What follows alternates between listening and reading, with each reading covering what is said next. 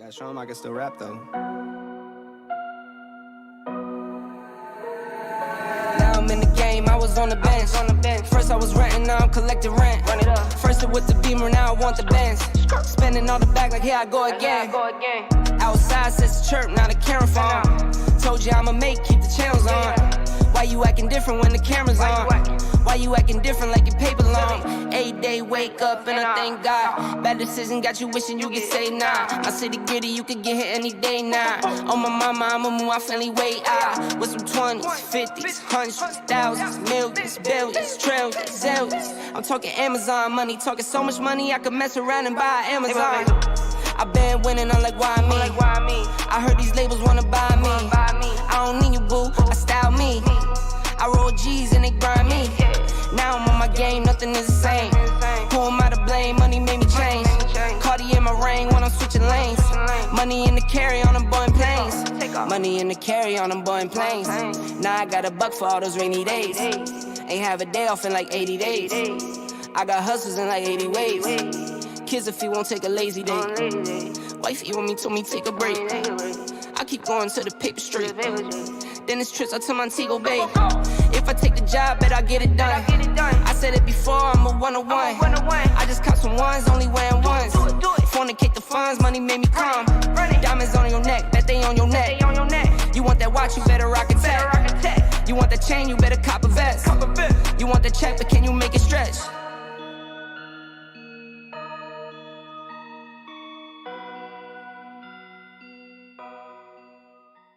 Took so many years, I'm just waiting for the wins. I'm in debt to no one but the one who took my sins. I do it for real, there's no reason to pretend. If I do it once, I do it again.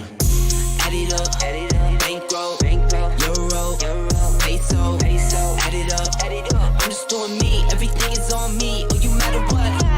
Add it up, bankroll, euro, peso, add it up. I'm just doing me, everything is on me. Oh, you matter what?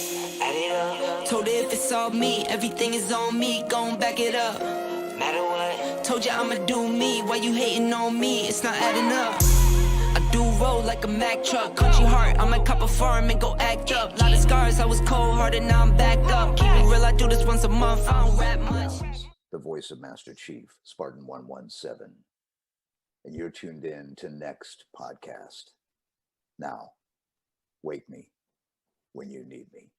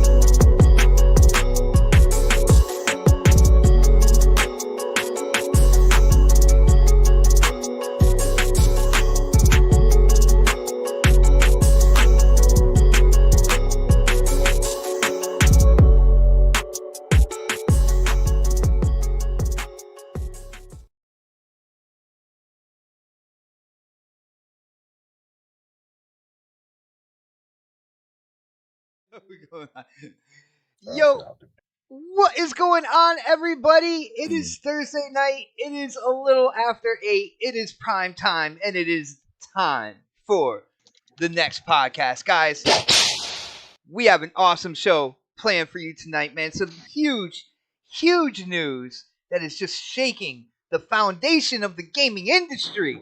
And of course, you know, Microsoft and Xbox is at the core of that whole thing. We are going to break it down for you. I am going to be checking out the chat to see what you guys are talking about. Huge shout out to you guys for the people who get in here in the beginning. Love to see you guys. Love to see the conversation. Love to do the show for you. But guys, we're going to make it quick. I'm going to get right into the intros. Yes, we do have special guests, and I am going to save the best for last when it comes to the intros. It's something we do here. So I'm going to start with our usual suspects, and I'm going to start on the West Coast. This man is feeling kind of spicy, and I think I know why. He is our resident pony, and he might feel a certain way with what's going on in the game industry tonight, and it seems he might be a little bit edgier than normal. Of course, I am talking about the angry otter himself, Dark Optimus. What is up, bro? What's up, man? You know, they wanted the angry otter. They're gonna get it tonight. Oh shit! No, honestly, I'm probably gonna make some people mad about what I say. Really? I'm Like okay that does not happen here, man. You never get anybody in the chat angry. It's not true. That's how you get more interactions, man. How else are you supposed to talk to people? You gotta make them mad. That's true. Hi, thanks for checking in. Nowadays, I'm still a piece of garbage. It's true. I am. Oh my! I feel like K Mega could tell my whole life story with that soundboard. To be honest. Oh, hi, thanks for checking in. I'm still a piece of That's garbage. all he'll play the entire time. He'll be like, at childhood, it's I'm still a piece of garbage. Going into the teenage years, anytime it's my time to talk, I'm just going to do this. Oh, hi, thanks for checking in. I'm still a piece of garbage. Yeah. Oh shoot. We are definitely off on the right foot right now, and we got to keep it rolling, man. Next on the list, coming from the Lone Star State, and everybody, please be extra nice to this man because of what. That's not even my soundbite. Where's the Pornhub?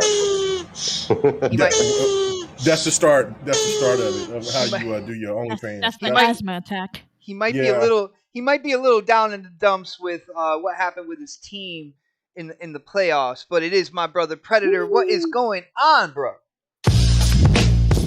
Oh, I'm so over the Cowboys right now. We're not going to talk about that right now. So.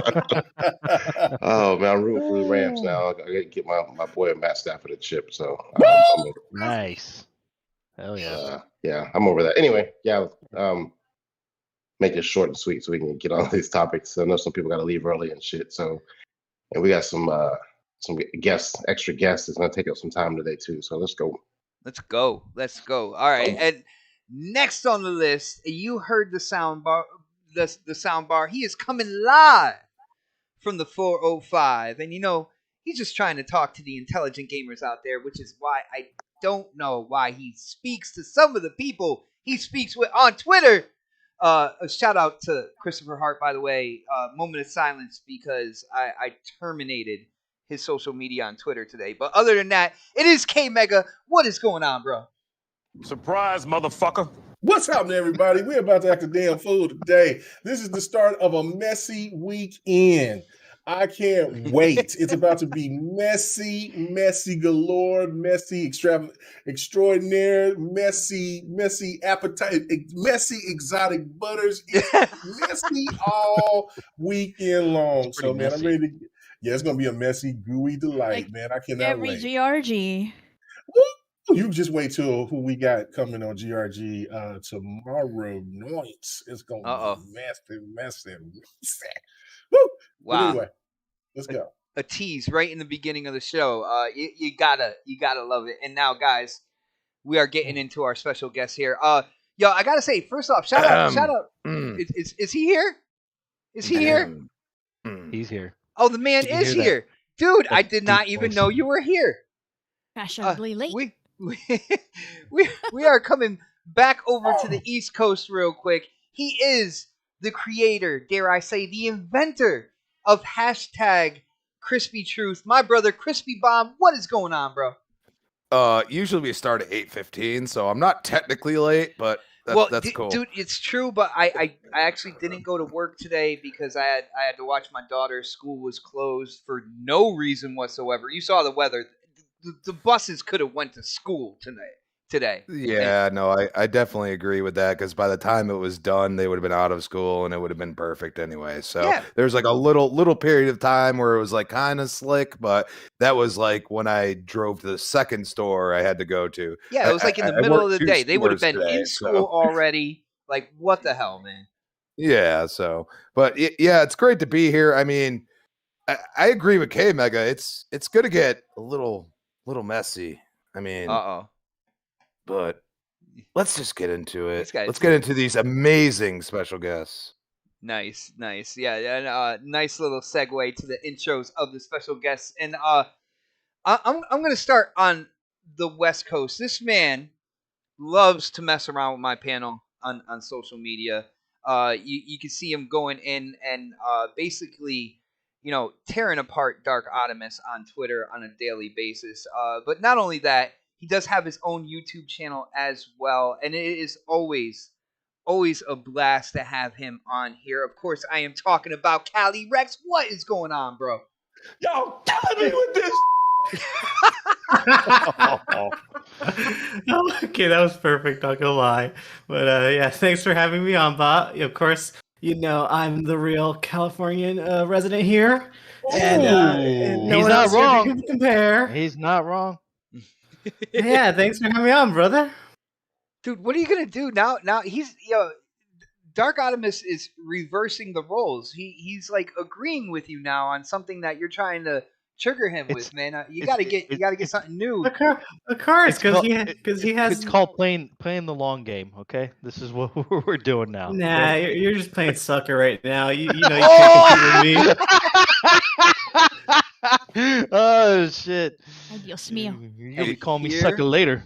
He's a pufferfish. That's all he is. We go, guys. I gotta. He emits poison. Everybody. Okay, I was waiting for the reload there, guys. My next guest here, she is a foundation within this gaming community. Not only does she talk about the awesome deals that you can get within gaming with her Foxy deals, not only does she put out some really awesome videos on her YouTube channel as well, but she's just an overall awesome gamer and the type of gamer you definitely want having in your Xbox Live party chat, playing the same games with you. Always a blast, and it is always my pleasure to introduce her on this show. That is right, Lady Foxfire is in the building. What is going on? What's up, everybody? You guys fluffing me up. What's happening here, bot? Little bit. Hey, I just speak the truth. I just speak the truth, okay? That's it. The crispy truth? No, that has to be somebody else. No, just the regular truth. I can't get on that crispy level. I can't. You do guys that. are a hot mess, and I just want to say I'm happy to be here, having a little drink. I see everybody in the chat. I already see a lot of you, a lot of people that I talk to on the daily. I see in other podcast chats, and I appreciate. So let's go. Nice. And I do got to give a shout out. We were supposed to have 3 special guests, but unfortunately one of them couldn't make it last minute. Family issues came up, but I do want to shout out my brother Hustle and Motivate. I was really excited to have this trio here. We definitely have a wide range of personalities to talk about the major news that dropped today, and I was really excited to have him as just like another piece of the puzzle to fit right into today's show. But we will have him on in the future. Shout out to Hustle. I hope everything is all right. And we will get him on the show in the near future. But guys, let's get into it. We can't And gals. Well, I say guys in general, but you're right, guys and gals. But I just say it to mean people in general. Is that bad? Crispy? Gamers, let's go. That's more like it. Yeah, why do they gotta be male or female? But, huh? Well, guys, what if they're in between, guys, man? Unless you've been living underneath a rock somewhere in the middle of nowhere, you guys know what we're talking about today. Earlier this week, Microsoft came out and announced that they acquired this. I think it's a small indie publisher. Let me look up the name real quick. Hold on. Activision Blizzard. Yo, he's going nuts with that right now. Activision Blizzard is in the works for being acquired by Microsoft. And for people who don't know, Activision / Blizzard, some of the games underneath their belt, you got Call of Duty, you got World of Warcraft, you got StarCraft, you got Crash Bandicoot, Spyro the Dragon, Guitar Hero. The list goes on and on. Many development studios underneath this publisher as well. And like I said, this news just, Twitter just went absolutely insane when this news dropped. Now, I got to go to the guests first. This is what we do here. And, of course, ladies first. So we got to go to Lady Foxfire. Lady Foxfire, first question's real easy just to get everything going. Like, where were you when you heard about this acquisition, and what were your first thoughts with what was going on here? Oh my god. Okay, so it was kind of crazy because it kind of did remind me a little bit of Bethesda, but for the most part, I was half asleep, and the doggo was like, "Hey, I want to go outside." I wanted to sleep it a little bit longer, and I looked at my phone, nearly jumped out of bed and kicked the dog, but I didn't. I didn't. And I was like, "Wait, what? Nah, this is crazy." I literally had to look at the date because I wanted to make sure it wasn't April Fool's. That's how Yeah, that's for how real. half asleep I was. I was like, wait a minute. It's not April, right? No. We just started this year. Oh my god, this is weird. And then I kind of felt like I stepped into Bizarro World or something. So it was really, really crazy morning. And then Twitter just started going off because I was like right there. Like I looked at my phone right when it broke. So then I can literally see everybody just saying, "Oh my god, what the hell? What's happening? This is crazy." So it was really exciting. It was really exciting as a gamer because I'm not here to talk about business. I don't own no business. Oh, that's what we got As a cred for. gamer, as a gamer, I was really excited and I was like, "Wow, you know how good this could be for Microsoft, for Xbox, for Game Pass." And then everything just started, flooding into your brain, and you're just thinking about all the games. And then you kind of had to pause a little bit to think about, all the sus things that have been happening lately with Activision and Blizzard. And you're like, oh, wait, hopefully this doesn't go south. Hopefully it is a positive thing and you see, like, good things coming in the future. So that's where I was at immediately that morning for most of the morning. And then obviously I saw everybody being all excited, doing streams and podcasts and like, spaces and all that. And I was just excited, overall excited, and thinking about all the games. I can't wait to play on Game Pass. Nice. Now, Fox, you brought it up, so I'm going to ask you this before I move on to the, another panel member, because you talked about, the allegations, sexual discrimination, all sorts of things that were going on with Activision. Now, according to our brother Christopher Hart, which for some rhyme or reason I don't see him in the chat. I don't know. I hope I didn't hurt his feelings today on Twitter, but Christopher Hart was trying to put it out there that Xbox is basically kind of like adopting this situation, and because of that, they are a part of the problem now. Do you have anything to say about that before we move on here? I don't agree, and I think it's been public knowledge, and everybody knows that Microsoft is always leaning towards the left side of things, where they try to be inclusive and be there for a lot of different people and groups within the community in gaming. And they even have like women in gaming, they have blacks in gaming, they have Latins in gaming, right? So they have all these things, and they're very inclusive and positive. Some might say too positive, right? But I have no issue with it, right? It doesn't affect me in a negative light. And I see that Microsoft does try to push that throughout their whole, within Microsoft, within Xbox division, within different levels that they deal with. And for the most part, I can't see that. If anything, the opposite. I can see Microsoft cleaning house and taking care of the negative and the bad blood that's in there.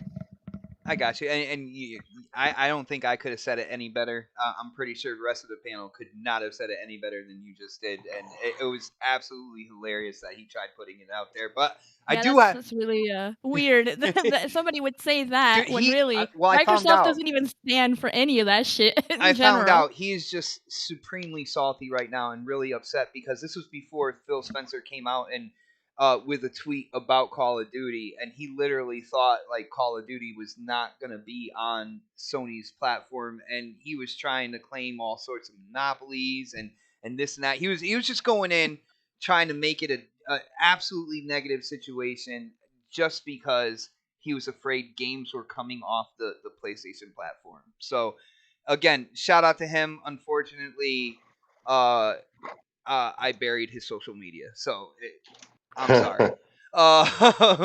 Yo, shout out to Axel1324, brother. Hi, what is going on? And he is a future special guest on this show as well. We gotta iron out a date, and we're gonna have Axel on here as well. So that's gonna be cool. Callie, bro, I know there's 3 hours difference, but when it comes to Microsoft and stuff, they're in your time zone. So where were you, and what did you think when you saw the announcement that Activision is getting acquired by Microsoft? I literally had just woken up. Damn, everybody just like an hour, like an hour before it was announced, and I couldn't believe it until I just saw like article after article after article about it. So I was still trying to wrap my head around like that it actually happened. Honestly, because like something like this, just like overnight, was just like no one expected this. I didn't think it was real either at first. I thought somebody was messing with me, like somebody was messing with people on Twitter. I didn't think it was real. Yeah, exactly. And it's just like you just don't expect this kind of news, especially when it comes to a publisher as big as Activision. Now, I will say I've had my problems with Activision before, not just with like the allegations that has been going on behind the scenes, but like in terms of how they treat their developers. But I'll get into that later when we cover the whole story. All right, no doubt, brother. Okay, let's see. Moving on, we got to go to Predator. I can see he let everybody know what he is sipping on for the show, but Pred, I need to know where you were and what were your thoughts when you first saw the announcement with Activision and Microsoft. I was actually in the car. I was driving, and I was at a stoplight, and I was like checking my emails. It was one of those long ass lights, and I get emails from like Microsoft, and they do certain stuff with their investments and stuff. And so I saw that pop up, and I was like, "What?" And then the light changed, and I was like, "I got to read this." I had to pull over, and I was like, "This can't be." I was like, I went back to my emails to make sure I was like clicking on the email, not some spam shit. I was like, "This can't be right." And I went to Twitter, and then it was all over Twitter already. I was like, "Holy shit!" And then I thought it was a joke at first, but then I was like, I cannot wait to get to work to see what the fuck's going on Twitter right now. Oh my god! As soon as I got there, I got to the office, I pulled up my phone and started looking at Twitter and stuff, just seeing all the responses. I didn't say anything. Matter of fact, did Twitter disappoint you, or was it everything that you thought it was going to be? Well, I found out about it kind of like in the mid-afternoon because I was coming back from lunch. Yeah, I think I was coming back. I took an early lunch. I was coming back from lunch, and like I was looking at my phone then, and I was looking at my emails and stuff. So when I got back to the office, I was like, hold on, let me go, because I had really been on Twitter all. I had been in meetings all day. I ran, got some food real quick, came back to the office, and when I got on Twitter, I couldn't even get into it the way I really wanted to. But I was kind of flipping through and seeing what was being said and stuff like that, and it was mostly positive. But you know how we are, like everyone's, most of the people I follow are Xbox fans, so we're all like, yeah. But then I started getting to some of the other comments from some other people, and I was like, okay, here we go. Monopoly. About to start this shit again. So it was.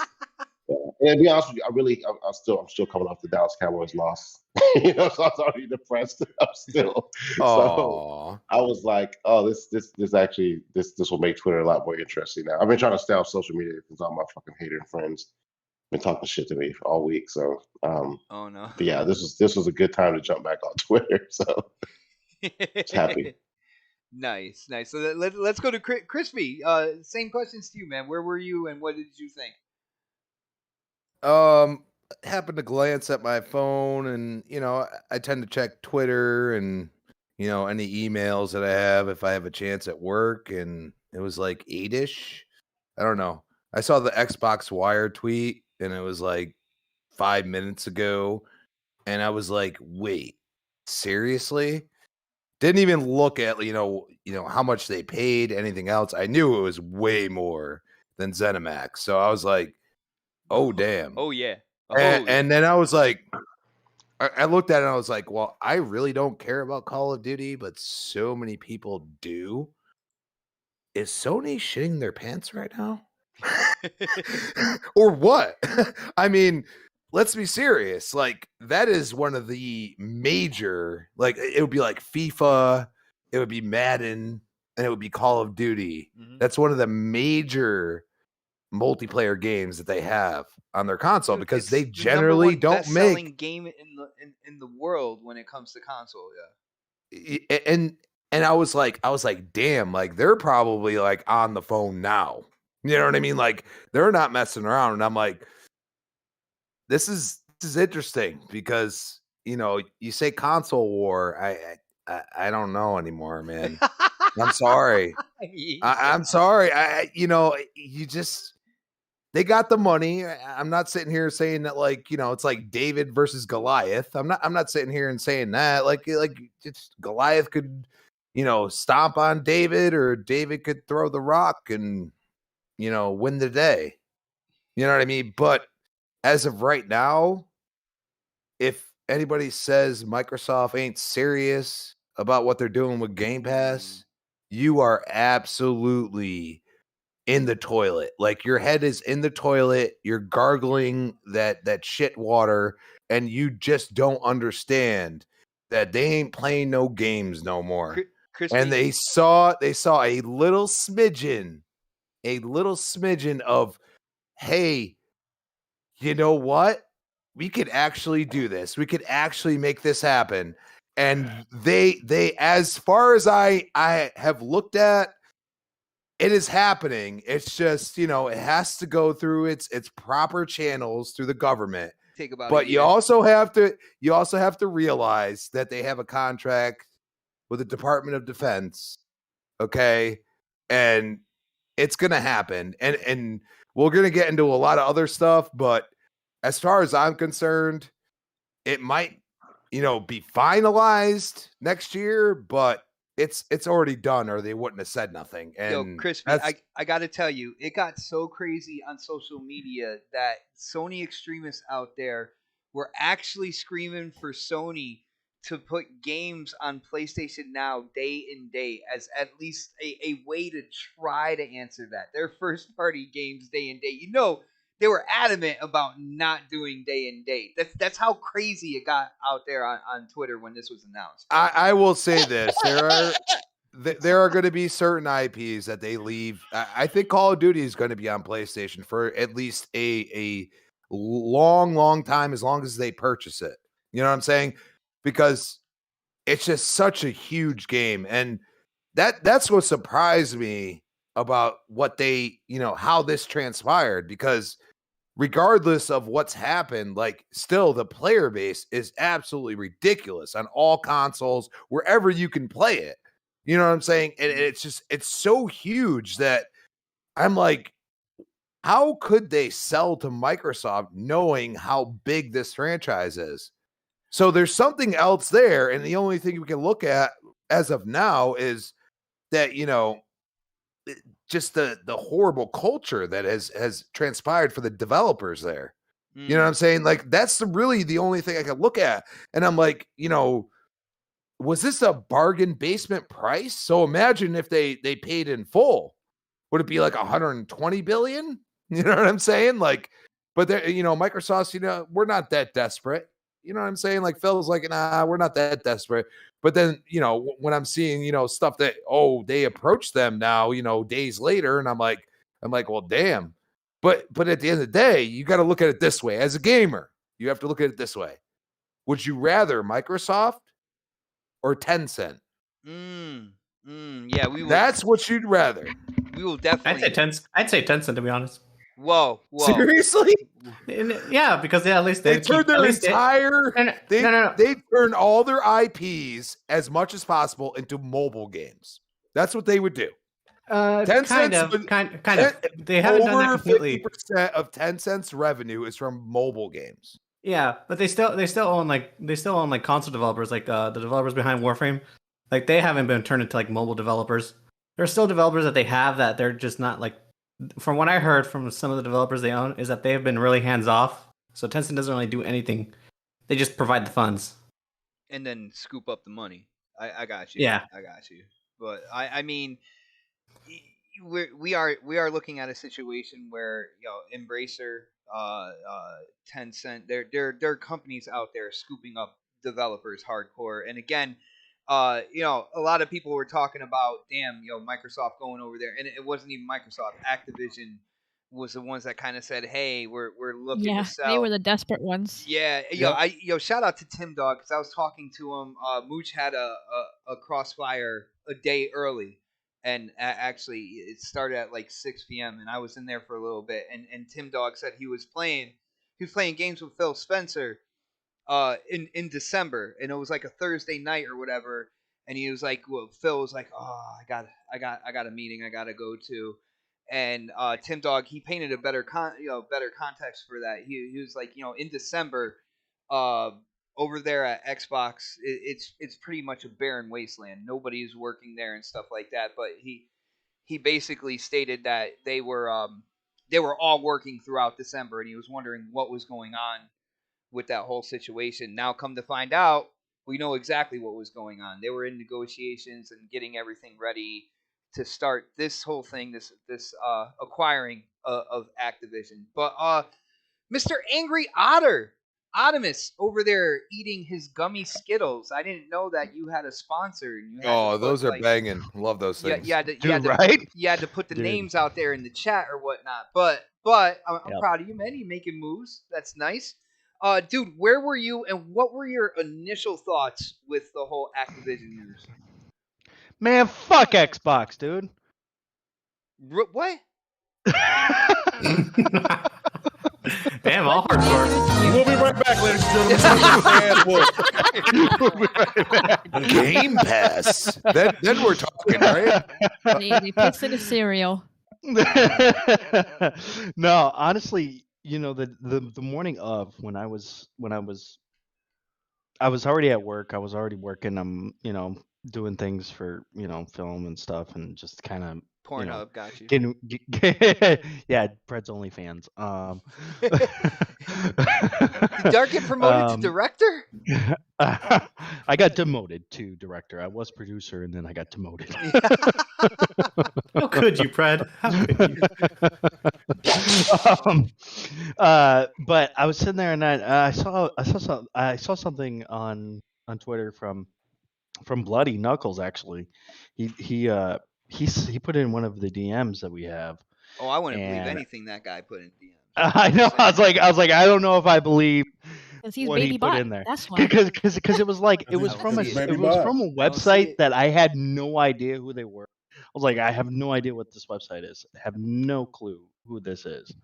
So then I was just like, okay, I'm gonna Google it before I say anything on Twitter or anything like that. So went to Twitter. Was just like, oh, okay. I mean, not to Twitter, but to Google, and I was just like, typed in Activision, and it was just like article after article after article after article of just people, of journalists talking about how Xbox bought Activision. I was just like, holy shit, this is huge. This is one thing I think. I was like sitting there. I was like, this is one thing that's gonna fuck up Twitter today, man. Yo, it did. It did. Meltdown. It did, dude. Meltdown it really status. did. I saw some stuff, and I was just like, okay, I can't stay on Twitter all day. I wrote what I wrote, and that was it. And I was just like, I'm not even gonna acknowledge some of the things that some of the people were saying on there. I was just like, you are fucking out of your mind. But yeah, I mean, I definitely this is huge, man. It's all really I gotta say right now, and we'll get into it more. But yeah, definitely. All right, let's go to K Mega, king of the soundboard, right there. Mega, where were you, and what were your thoughts, man? Did you believe it when you first saw it? Did you have to double check what was going on, bro? All right. So, you have to let's go back in time. Just he's painting the picture. He's painting the picture. It was a really. It's gonna be an hour of Kate Mega explaining this. No. When I get my next turn, I'm gonna throw in some jabs, but right now I'm just gonna be judging. It was a night of celebration because my Rams beat the Cardinals, and so that's right, baby. So it was really exciting, and then, wife wanted to watch some movies and hang out, and I was like, all right, what I'm saying? So I'm celebrating rounds, Cohorts, hang out. what I'm saying? Everything, all stuff's going good. So I catch myself, and then I catch myself playing Assassin's Creed Valhalla because there's still, I've beat the story, but I still have some DLC to do. Played it until about 5:30 in the morning, right? I'm like, man, I got to take this. So I go to bed, wake up, and then I look, and the first thing, my phone is just going crazy, like what the hell is going on? So I don't even know what time it is. And then I look, and so my phone takes me directly where the beams come from. And so it's the DM, it's the GRG DM. And so I see people talking trash to me. I see D, she's saying, look, K-Meg always talking about it's the Lord's time, but his ass is asleep or don't even know what's going on. And I'm like, what is going on? So all I did was scroll up like 2 or 3, because I see everybody just talking in there. So I'm like, what's going on, man? I'm like, what's happening? So I go up a couple of notches, and the next thing you know, I see it. And then the first thing that came to my mind was Michael Jordan's The Last Dance. No. The Michael Jordan's on that show, The Last Dance, where Michael Jordan is saying, I took that person. Because that's exactly how I felt. You know what I'm saying? I think because I was like, oh shit, what are you? And I raise up, and then I'm sitting here, and I go in there, and I run to my wife like she cares. But this is what was the crazy you had to thing, say right? You had to say something to somebody. I had to say something that was a human being right in front of me, right? Like, and so I'm saying this. So she's like, oh yeah, that's great. Yeah, okay. And then, but her coworker, she was talking to a coworker, and her coworkers, her and her husband plays Call of Duty, and so then it sparked the conversation, and that's how. I already knew this was massive, but then that just reminded me of how big and significant this was, because they're not gamers like that. Like, that's really like that, the casual, that's all they play. Her husband is a gamer, but my wife's coworker is just, she'll dabble in it, right? And so when it became a discussion, and then when she told him what I told my wife, then the husband got mad, like, no, that can't happen. There's international laws. And I said, oh shit, let me go to Twitter, because if this is just somebody who don't even get on social media like this, I cannot wait to see the juiciness, the delicious juiciness of the stands right now. And so Mega, I never knew salt could taste so sweet, brother. The last couple of days, man. It was a sugar cube. The salt was like a nice big ass sugar cube. That's not sugar then. That's a salt cube then, my boy. But man, it was so much salt, man. I made it to whatever I want to. If I wanted to make a Halo salt man, but it still was sweet because it was just so many tears. But this was the thing, though, right? Like, I was looking on there, and then our boy Lou, right? Lucifer, that's his name, but I always call him Lou. Yeah. He was crazy today. He was crazy, and so he posted something, right? And I cracked up, and I said, you know what? I'm going to post that, and I'm going to leave it because I had some other things I had to do. I had to spend time with my daughter. I come back, that shit blown up. It was so damn funny, and the hate, the venom, they were so bad. Like, I'm like, what in the hell is wrong with you guys? This is business. And it was a joyous occasion, man. I know you're going to have another part of this. And so all I'm just going to say, that's how I found out. I just woke up to it, and it was just, I don't know. That was the first thing I thought was the Michael Jordan situation. Like, I took this person. Like, I was just thinking that was Phil. Whatever, that was some Sony said some shit, or, you know what I'm saying, somebody in the media said some shit, and then Phil was like, you know what, I took that personally. Let's go ahead and just make this. Like, that's how I felt. So it was pretty amazing. Nice, bro. And I gotta say, I was at work. I just got my machines all kind of worked out, and they were just kind of running. And when that happens, I can kind of wander off and do whatever I want to do. So I went over and I checked my phone. Yeah, people are like, where's Xbox? Yeah, kind of working. No, I bust my ass. But anyway. But when I first saw it, I didn't think it was true. I thought somebody was messing around on Twitter, because we just basically got through the whole Bethesda thing, and that was a huge announcement, and I heard rumors about possibly getting Bungie back into first party, which I was like, that makes sense because Destiny 2 is definitely that games as a service. It definitely caters to what Xbox wants to do in keeping people in Game Pass. But then I saw Activision Blizzard, and I was like, oh my goodness. Now, guys, I gotta let you guys know I am not a Call of Duty guy. I'm not a Call of Duty guy. I've tried playing it.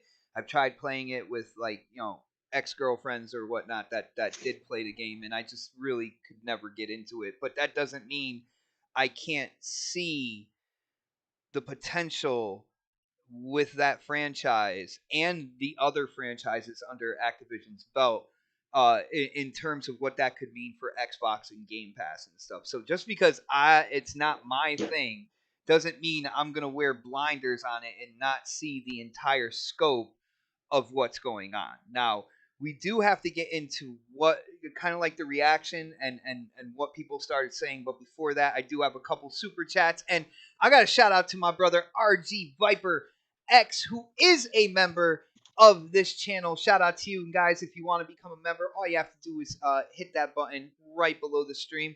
But he says, what up, panel? He says, let's TTS about this acquisition. Let's talk that shit, is what he is saying. Yo, shout out to you, Viper. Good to see you, bro.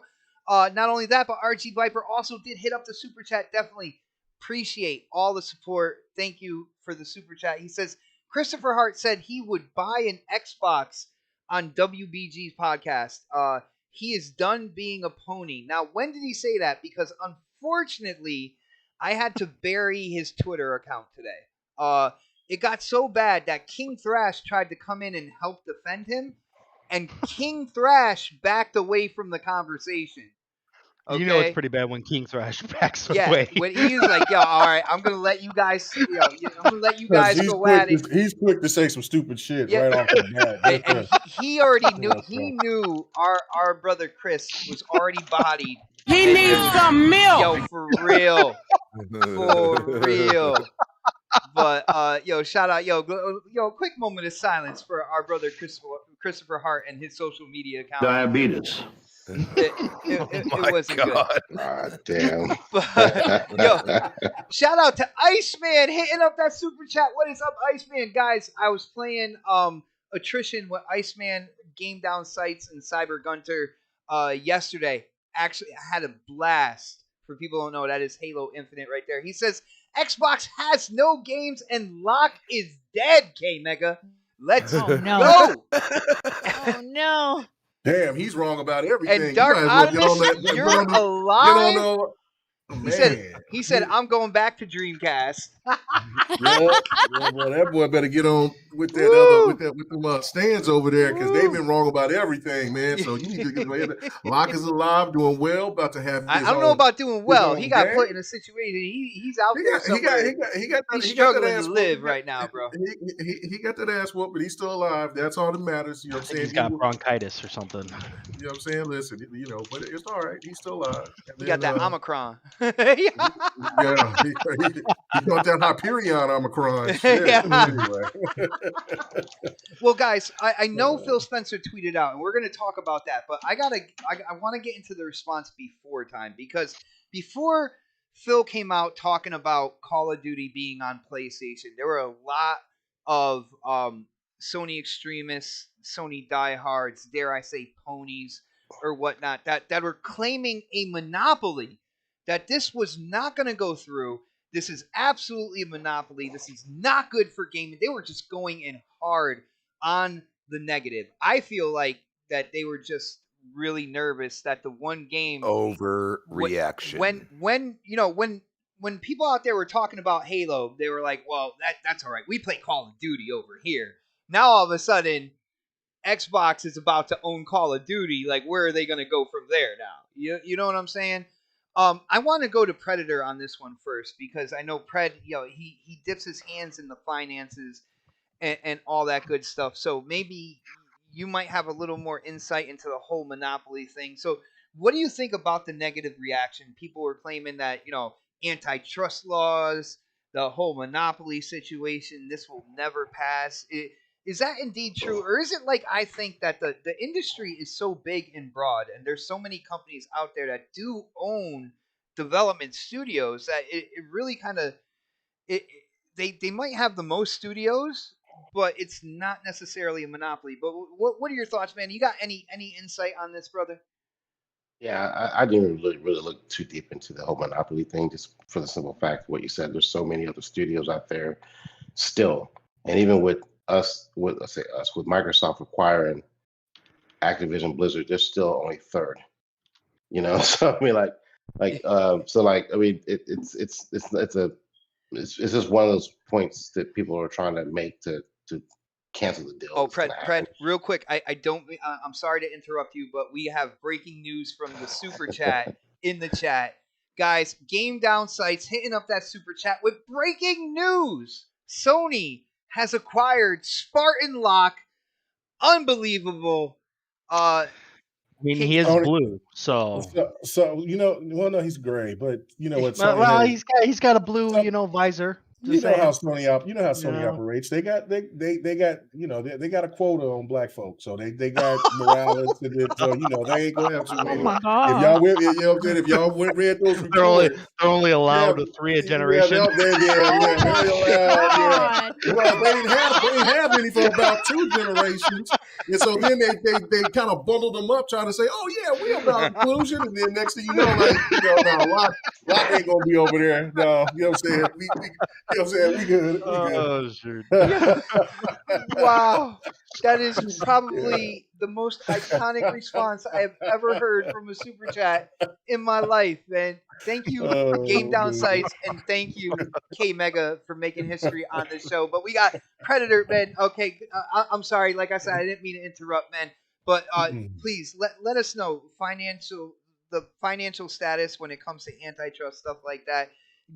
Are these just salty ass people right now that were worried about whether or not they were going to get the next year's Call of Duty? What do you think, bro?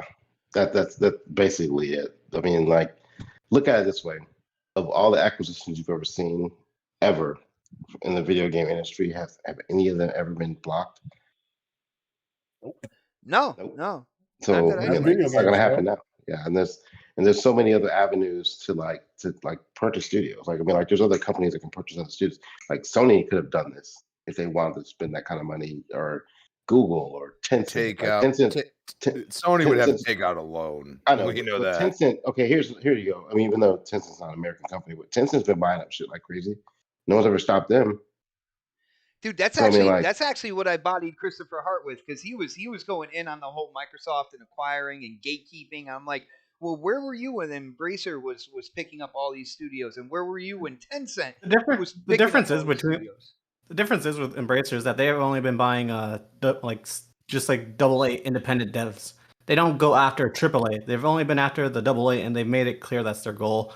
And with Tencent, they kind of have a mixed bag with what they buy. Yeah, all right, now check this out. AA, companies AA or AAA or fucking I'll single contribute AA to the middle class. When it comes down to it, AA could be the foundation of the gaming industry, because there's a lot more AA that are produced. They fill in the cracks. You got the bricks that are the AAA, but then you got the cement in the middle. That's the AA. So if you go in and you buy all the cement companies, you're basically controlling who builds buildings and stuff like that. You know what I'm saying? So it's still a thing, even though they don't maybe necessarily have the wallet to make these big kind of like purchases, but scooping up all the middlemen is still something to talk about, bro. Yeah, I mean, people just don't understand what the definition of monopoly is. That's what it sounds like.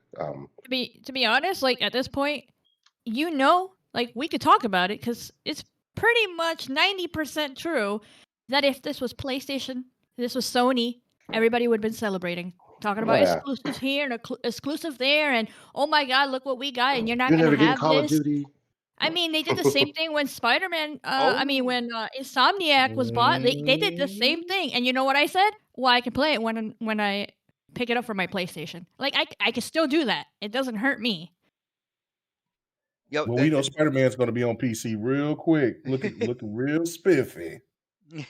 well, people are talking more and more about Sony competing, and they're talking more and more about games going to PC day and date when they release, games going to PlayStation Now day and date when they release. Like it's funny how this one announcement has changed so many narratives. What'd you say about? Say that again. What'd you say about Sony doing what? Well, people to kind of like combat what's going on. Of course, they're talking about Sony needs Well, no, to didn't you acquire say Square. didn't you say Sony was a compete with the money?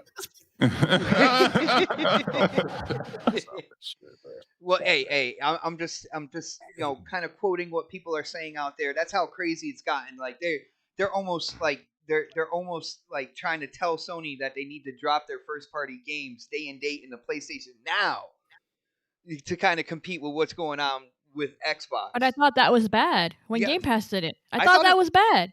I thought it was bad as well. But that doesn't sell consoles. What happened? But Foxy, but gatekeeping is good when, like you said, it's Spider-Man or it's Insomniac, stuff like that. But it's bad when it's possibly Call of Duty and Xbox. So it's absolutely amazing. It is so entertaining from a day-to-day basis on Twitter. But the last couple of days, like you could just sit there with a glass of your preferred beverage and some popcorn, and you can be entertained all night long with what's going on Twitter.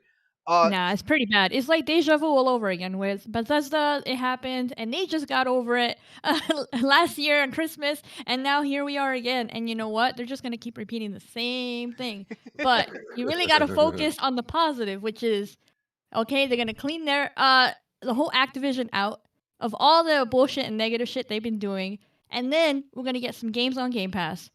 And you know what? You could play it on Xbox, PC, or in the cloud. And there's some amazing IPs that have been dormant for over 20 years. Oh my god, I want Blur. Some studios. Blur, bring Blur back. Ooh. They bought all the IPs from Sierra, by the way. Sierra Software is so old, dude. They were big time back in the day. Pitfall.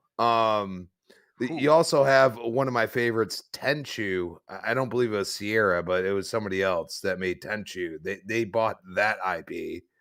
Yeah, dude. Like, there's so many IPs. Like, dude, think about Crash. Think about Crash being exclusive to Xbox. Think insane. About Soldier of Fortune. Actually, that game was amazing back then. You know what I mean? Like, Crash dude, is weird there's because so they were the many. mascot. Really weird. so many IPs that they just literally just bought out, and they haven't been touched because everybody loves Call of Duty and everybody. Wants to play they have all these studios like Raven Software and stuff like that. They have all there's like 3 of them, right? 3 studios that just work on COD. That's ridiculous. Well, yeah, that's Infinity Well, Ward. actually, Treyarch, it's actually like more like 4 or 5. But there's 5, there's smaller studios that help get each game out per year, and they're kind of like shackled to Call of Duty. I think it was I forgot the name of the development studio that made the newer Crash Bandicoot, but they made the Crash Bandicoot. Beanox, was it Beanox? Yeah. I thought it was something with the name Bob in it. I forget. Voice for Bob. Voice for Bob. No, they did the remake. They did the remake. And as soon as they were done with the Spyro. remake, they got shackled back into helping with the Call of Duty. Like, they're like, oh, that's great. Now go back to what our cash cow is. Yo, real quick, shout out to RG Viper X. Hit up that super chat one more time, brother. Thank you for the support. He says, why is it good when Sony buys studios and makes multi-plat games exclusive? Spider-Man, Wolverine. But it's evil and antitrust when Microsoft does anything like that. Crispy, that question's for you, because Crispy. you're talking to Take it. fanboys, man. You know what happens? People don't understand that there's a larger company that if they actually go all in and actually do what we've always wanted them to do and say, we're done with your bullshit. You're going to play by our rules now. And this is what has just happened. I mean, I'm sorry. You spend that much money, cash, by the way. They're just going to buy out all their stocks. That's the way I look at this. That's why it's only going to take a year, because they're going to buy out all their stocks, and it's just going to be bam, here you go. This is a new and improved Activision Blizzard that is under Microsoft. And that's what they're going to do. They're going to clean house. CEOs, freaking, any financial, any financial guy, anybody that has done wrong, they are going to be gone as soon as this deal's done. And you know what? Bobby's going to make some money, which is fucked up. Okay. The guy does not deserve a dime. Well, he's gonna have to pay for lawyers, so like, he's gonna have a lot of problems after. Okay, but at the end of the day, with all that, the guy is gone. Okay, he's gonna be gone, and you got to look at it and say, these developers. I've seen multiple developers that work for them as of now that are super happy that this happened.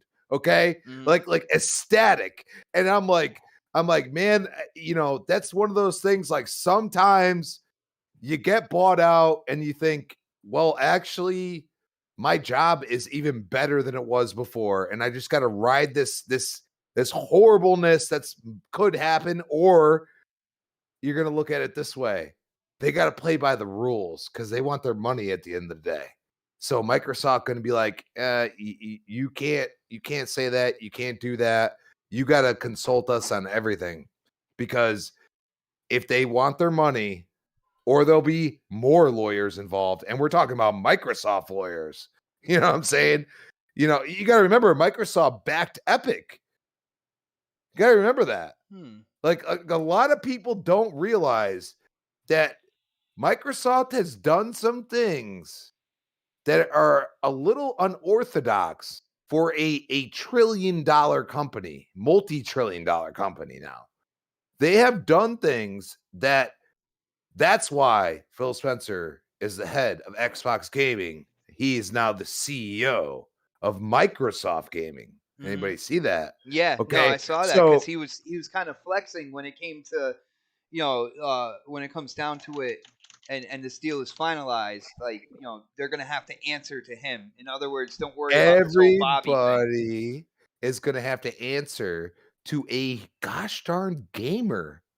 Think about that. That's a good point right there. That's very good point. He has been a part of Microsoft for getting close to 30 years. Okay, he's there for a reason. He's gonna have a pension plan. He's there for a reason. Okay, for life. And you know what? He is doing the right things. You might not think he's listening. He might not like what you say. He might not, even on Twitter, he might not like what you say, but he is listening. And that's the beauty of it. The entire corporation has turned into, let's listen to the fucking consumer. Is that so hard to do? Because that's what I feel like right now. You know what I mean? Like, they're doing something. They're saying, you know what? Activision Blizzard, maybe they just didn't want to sell to Tencent. You know what I mean? Maybe they're just like, you know what? We don't want to do that. Technically it's a Chinese-based company. You know what I'm saying? Maybe their heart and roots are like, no, we can't do that. So they're like, oh, let's approach Microsoft. Because for having such IPs as Call of Duty, you know what I mean? It's like, you just have so much revenue coming in. Why in God's name would you just sell so quickly? I mean, well, all this stuff came out. You talking about revenue, but not only was the whole kind of like sexual harassment and stuff going on, but when you look at Call of Duty, the sales, even though it was still number one, it was down like 30%. And from what they were saying in terms of wanting to sell or whatnot, they didn't see where they would get any more growth out of the games that they're producing. It came down to all these studios basically just supporting and developing Call of Duty every year. You look at Warcraft. Warcraft is kind of like teetering right now, and what's going on in terms of getting updates and getting kind of like better performance and stuff like that. There are issues with Warcraft. That's where I go and Diablo say, like, as well. Yeah. you got to look at it this way, okay? They have multiple IPs that are considered either legendary or still like revenue inducing, that have been starved in some way, shape, or form. World of Warcraft, that's a huge PC game. That was a You know what I'm beautiful saying? way. Revenue. I mean, it inducing. literally I like lasted that, what, bro. 15. It feels like 15 years. That's what it feels like. Literally, it started out as nothing and became something. They have all these IPs that are sitting there that just need a little love. And I feel like Microsoft did that themselves. They had the companies to build like more IPs, but they just never gave them a chance. You had Free Radical that created the what's it called? They developed the Simpsons Hit and Run, and then they made that superhero game. They shut them down, put them to the Call of Duty coal mines. They did that with High Moon, who made the Transformers game. They, even though those games are successful, they practically gutted the studio, made it half of like what they used to have in terms of development staff, stuck them to Call of Duty mines. It was rinse and repeat all over with these studios. Activision just couldn't see anything other than just Call of Duty. They didn't see the long-term picture. Well, yeah, and I mean, long-term picture is like, that you have to use the IPs that you existently have, and even if it's 20 years out, that doesn't mean that it couldn't make an impact on how people feel now. I mean, that's why they do remasters. They remaster Crash. They remaster Spyro. They remaster Tony Hawk. That's what they do. Don't do quite okay. Oh, I know. Tony Hawk except for the fact that they give you nostalgia for a little bit. Tony Hawk's one of the anomalies. I mean, well, Crash did well as well, but like it gives you that nostalgia. But then they take it away because, like, for the most part, they don't really do that much after the fact. Well, those IPs, like Tony Hawk and Crash, they needed to be rebooted because they were practically ever since, like, when Activision first got them, they were practically running them into the ground. Crash didn't really come back because they killed that series for a bit. That's why there was no other games ever since, I think, when PlayStation showed it off at their event. Everyone was wanting a new Crash, but they had killed the series. Yeah. So some of their series were killed by Activision themselves, like Guitar Hero. You don't see any more games out of that because they practically died. I love those games. Yeah, I am a huge Guitar Hero fan, and unfortunately, they kind of like oversaturated that whole genre to the point where the last few installments, and that's minus the newer one that had the black and white keys on the guitar. Yeah, Guitar Hero. There's a VR play right there. Excuse me, sir. You talk. You let me talk. You let me talk. But no, they oversaturated ever since it was World Tour, because once World Tour came out, then they came out with Van Halen, then they came out with Metallica, then they came out with there was another one after that, and they did a Beatles, Beatles in between that as well, and they oversaturated that whole thing, which is very. It's funny because they did Beatles Rock Band too. So Beatles was Rock Band. You're right. You are right. And that's the exact same thing that they did with the Toys for the Toys for Life series that they did. Skylanders, they oversaturated that market with a bunch of like sequels that they were doing, even though they didn't really stand out from each other. They just oversaturated the market and killed it right before it even had a chance to breathe. Yeah, I think they don't know. Activision themselves, they had the number one game, but they didn't know how to manage like everything, and they tried to oversaturate, and they tried to make other games be as profitable as Call of Duty was, and they that was not going to happen. You know what I'm saying? Like Call of Duty, everybody and their 14-year-old brother that had sex with my mom is playing Call of Duty, and that's just what it is. Oh my God. But Fred, what were you saying, Fred? Yeah, like what's the topic? The topic was about the whole Monopoly situation, right? But the conversation was so good. I didn't want to. I haven't even spoke on it yet. No one has. You're next. Dark, everybody cut me off and went straight to this shit. Dark. All right, Dark. Dude, what do you think about the whole kind of like, the negative reaction out there that happened where people started talking about the whole, monopoly, antitrust, that whole situation. What were your thoughts when they started coming out with all that stuff, bro? I laughed because typically what companies do, they don't just sell just to be like, oh, they don't just like Microsoft didn't just come in and say, "Hey, we're buying you and you're out." No, they didn't. That's not what happened. Like that's not even what happened with Bethesda. Like Dude, Microsoft got approached these by companies Activision actually. these companies went to them and said, "Hey, we'd like to sell. Hey, how much are you willing to give us? To give it to you guys." And they said, "Oh, okay. Well, we'll talk about it over, and we'll talk about it." And then they came back with the number, and that's the more simplistic way. I mean, there's other things involved in that, um, but I think a lot of people are just they just jump to the gun way too quickly on these things, man.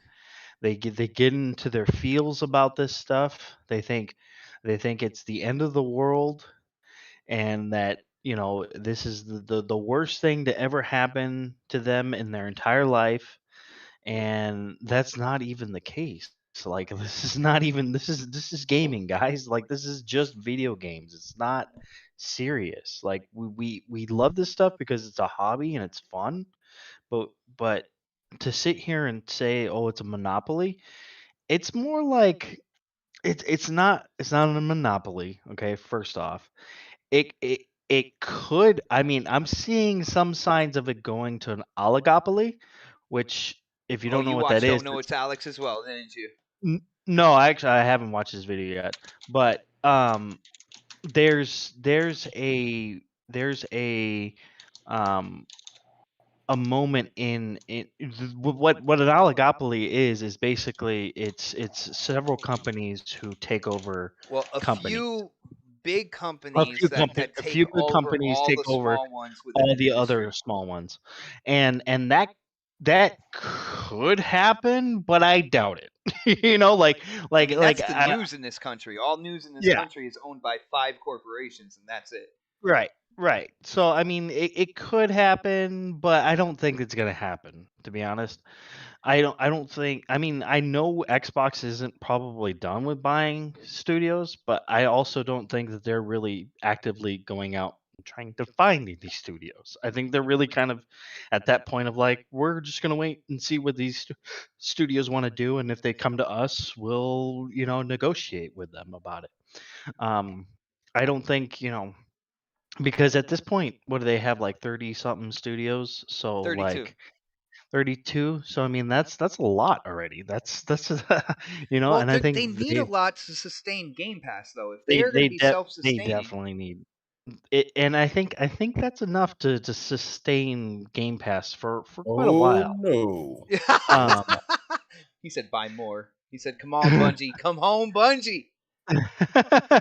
well, that's the thing. A lot of people don't think it's a lot, but it is because I mean, a lot of these studios are making games as we speak, probably more than likely. I mean, maybe not so much like on the Activision side, but a lot on the Bethesda side, of course. All those studios are making games, and I guarantee you, once this goes over, the Activision goes over to Xbox, Raven Studios, all these High Moon going to be making their own games. I don't think they're going to be really focusing too much on just doing Call of Duty. Xbox has always kind of been that company that's like, hey, go do what you want. Come back with us. Come back to us with a plan. We'll see if we like it. If we like it, go make it. And then they just let them have free reign. And they've kind of always been like that. Um, so and they've always a lot of people forget that Microsoft is not really a hardware company. They're a software company. So yeah, I mean this is huge, but it's also not. I hear so many people saying, oh, it's a bad thing, it's terrible, this is terrible, and it's like, it's really not. At least not They were from just what I see. scared, sir. is what's going on.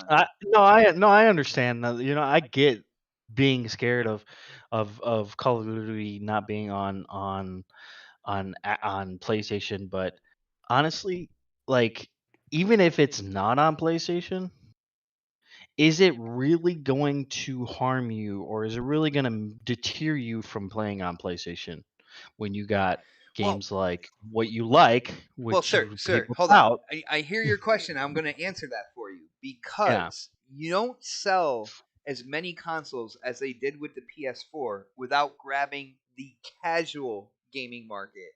And part of that casual gaming market is people buying consoles basically to play like just Madden and maybe a couple other games, or just Call of Duty and maybe a couple other games. So there is a user base out there that will buy the console for one game and then maybe a couple spattered here and there. There is, but it's almost as if like if they lose that casual market, they're like doom and gloom at that point. It's like no, that's not even the case. Even if they lost the casual market and the casual market went over to fucking Xbox, Sony will still be there making their games because millions of people still own a fucking PlayStation 5 or whatever, PlayStation 4. They're still going to make those games. They're still going to make games. There's nothing to worry about. We're not in fucking dark times or fucking, it's not like you're gonna lose sleep over this whole entire thing. That's how You're people not act. in the panic room. I Yeah. hear you on that, Dark. But here's something Yeah. interesting to think about. When you look at the PlayStation player base and what games have been bought the most and played the most, Call of Duty is right up there at number 1. Do you know what's not in the top 10? Any of their first party games. Any of their exclusives, any of their exclusives, no, So I understand that. No, I understand that. Spider-Man's the only one.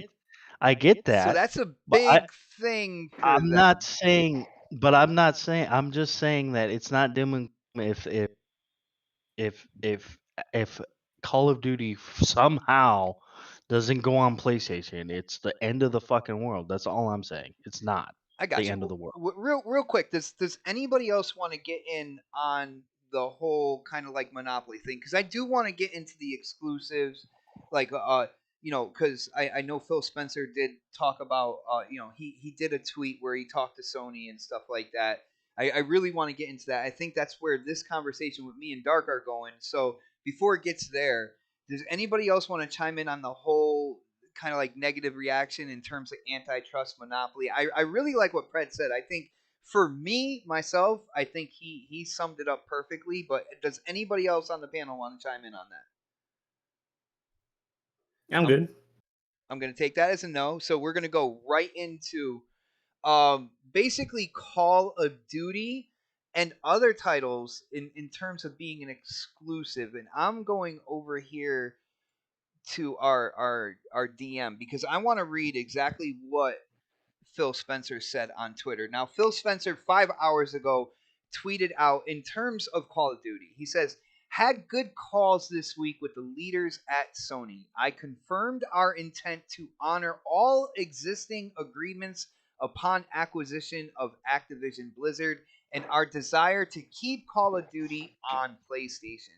Sony is an important part of our industry and we value our relationship." That's what Phil Spencer came out and said. And a lot of Sony extremists, a lot of Sony diehards started to breathe a little bit easier. They started to get kind of like their swagger back and started throwing jabs back at other people on social media. They really did. They really did because they were hurting yesterday. They were literally in their closets crying, and the salt river of tears was coming underneath the door out into their bedroom. It was a horrible sight, and I feel really bad for them. But let me go ahead and do this one by because I gotta go in about 10, 15 All right, minutes. so you're gonna go first on this. I do want to share my thoughts, but I'm gonna share my thoughts once we get into it with everybody in the panel. So K Mega, what is Phil Spencer saying here? Is Call of Duty? Do you think Call of Duty is going to end up exclusive on Xbox? Do you think that they're going to keep it multi-plat? Which That's kind of what I feel they're going to do. What do you think he meant here, and what do you think in terms of Activision with exclusive games on Xbox? Remember, this was the same talk that he said with Bethesda. Then when it came to the bigger games, what happened after the deal was done? Remember, he said the same exact thing about, you know what, we appreciate, we got obligations, we have, with PlayStation, we're doing this, we're doing that, and then right after the deal, the ink was dry. Then there was more speculation, and then the media, how they like to turn it up and give it up, like Xbox has to do this. They got no choice. PlayStation is the market leader, and then all hell broke loose, and then Phil released the Kraken. So this is the same type of rhetoric. This is just going to be a little bit longer because there are obligations for a little bit, that's going to expand probably beyond 2023. So I can see Call of Duty still going on PlayStation for the next 2 years. After that, I don't think that the only thing that I think that they will do is going to be vice versa.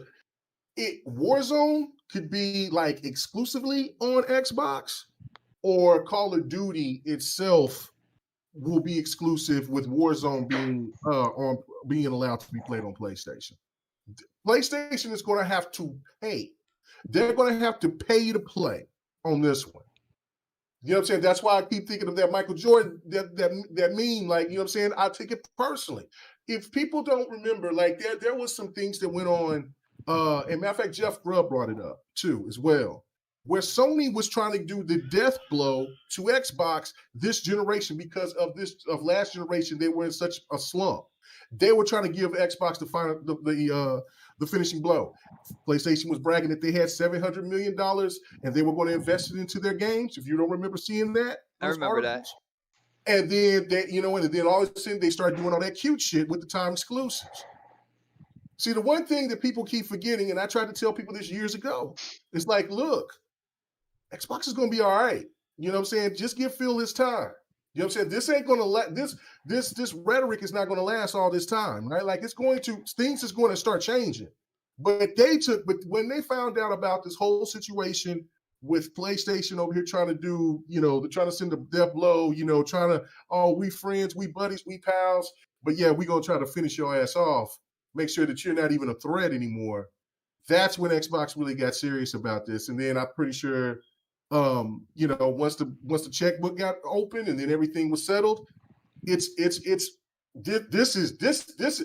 hurt Sony well beyond I think anybody can know. Sony tried to come out first and be like, well, we expect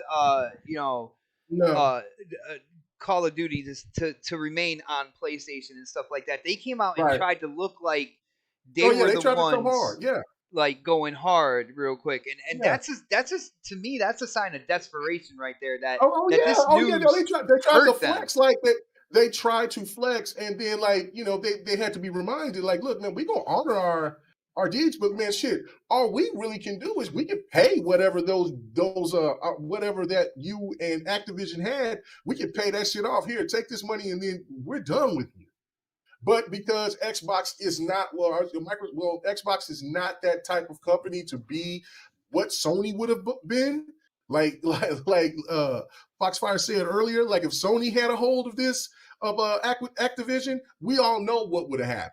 Yeah, Microsoft is at least giving you a bone, but it's going to be. But now since Xbox has all the leverage, PlayStation is going to have to pay up one way or the other. I don't know where it's going to come, but I trust Phil on making sure getting it right. It could be something like, you know what, Sony, we'll go ahead and let you get caught. We don't get that bread anyway. So how about you do this for us? You go ahead and let us get that persona. Since you've been holding on to it, you've been cute about that shit for so long. Why don't you go over and let us get let that little shit slide with Atlas and let us get that. Or maybe we could do something on getting these Final Fantasies, the rest of these Final Fantasies coming over to Xbox or something else. But it's not going to just be like, well, in the good graces because Phil Spencer enjoys gaming and he wants everybody to thrive. Nah. It's not going to, you know what I'm saying? Starfield and all the rest of these big games that's going to be coming from Bethesda is not being kumbaya. And so they're damn sure not going to do the same thing for what's called. And let's not forget, Overwatch is that sleeping giant too that nobody hasn't been talking about. I love Overwatch. I absolutely love Overwatch, man. I Do haven't you played really it in a think while. that? Well, yeah, but do you really think Overwatch is gonna make it somewhere? No. No, see, K-Mega, I want a little back and forth with you on this because I feel like for some rhyme or reason, I seem to be in the minority on this, right? And the way I'm looking at this is, the way that Microsoft acquired Mojang, right? And Minecraft. That's the way I kind of look at Call of Duty. Call of Duty is absolutely huge, right? And what did they do? They did leave Minecraft on multiple platforms. Now, hear me out first before you chime in.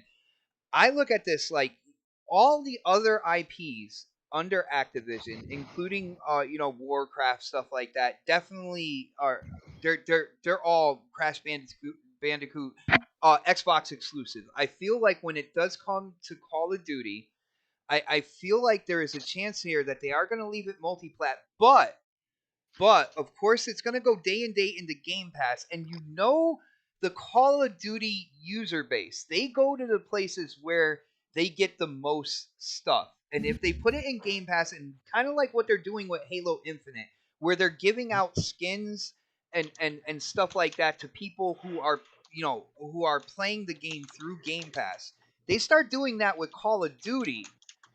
Like, that user base is going to gravitate towards Xbox just to get all the extra stuff involved. And I don't see a problem with that strategy as well. No, because Microsoft is going to make the money regardless. Yeah. And another thing that they could do is also slap the $10 the price tag on where people will see like, oh, well, damn, Call of Duty is $60 on Xbox, but it's $70 on PlayStation. They have that power now. Yes, sir. They got that power. They got that power. They got that power, and then they'll expose Sony to make a decision. Well, we still gonna keep this $10 games, and then the casual's gonna be like, all right, well, I see a $300 console. Oh shit, they got it on sale for $250.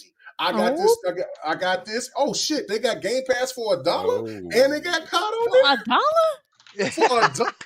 Oh man, you know what I'm saying? So like, bro, it's a crazy situation. That's what I'm saying. Xbox has all the leverage. Yes. All of it.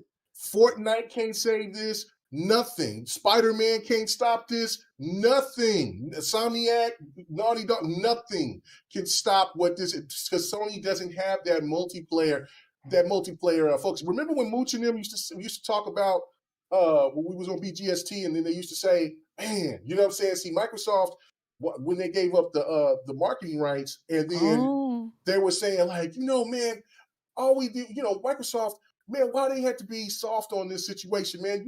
COD, regardless of how people feel about COD, this was one of those things where they had to, this is huge. People gravitate to that game, and then the marketing rights is just so important. What do you think Microsoft is doing right now? When PlayStation drops that game on there, you ain't gonna have no marketing rights no more. True. And guess what's also gonna be cute when PlayStation fans jump on that motherfucking game? Like, I mean, they're not really most casual PlayStation fans ain't gonna care. But for those that hate Xbox, they gotta go here and hear that. Wow, that Xbox Studios shit pop up first. Oh my goodness! Studios pop up just, and then because I don't even think they'll call it Activision. They might just call it Microsoft Game Studios, and boom, that's what you got. Yo, and Mega, I gotta ask you one more thing, man, because this is the picture in my mind, dude. I know a lot of people want Call of Duty to be exclusive. This way, they can throw it out there. Call of Duty #1 game out there, exclusive to Xbox and stuff. But how sweet would it be to know that all the Sony extremists out there, every year that they pay $70 for a Call of Duty, they are literally funding first-party exclusives on the Xbox platform. I would love to have it that way.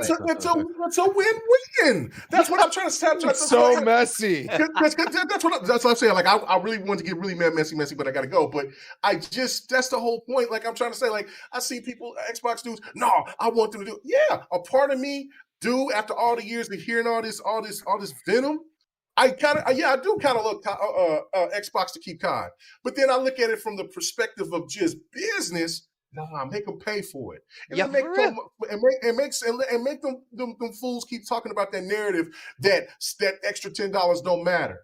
Because when people start leaving in droves and going over there to Xbox or PC or whatever, because those games are going to be $60 on those platforms, that's going to make that narrative even sound more stupid. And That so extra $10 again, is the Game Pass. right, that extra $10 can be for your Xbox. I mean, for your Game Pass. You're right. And so my last point is this too: That is is that messy. look, man, this is one of the craziest things ever, man. And I'm not into conspiracy theories like this, but man, I posted this. I posted this the other day, but bro, Mikey this is kind of Barra. crazy. Mikey Barra and Rod I knew Ferguson it. both bounce, right? And I posted this shit and Crispy cracked up because I'm like, Yeah. you know what I'm saying? The Godfather when he was touching the face and shit, like, hey, you can go leave the family. Do you think that they went over there and they're like, Mikey Barra's like, man, this shit is a cesspool, Phil. This shit is awful. You know what I'm saying? I got You know what's funny? You remember I joked about that one day. You did, Brent. You did. And that's the thing to me is like, they're coming back home. If they choose to now, they might be like, Rod might be like, because me and Don talked about this.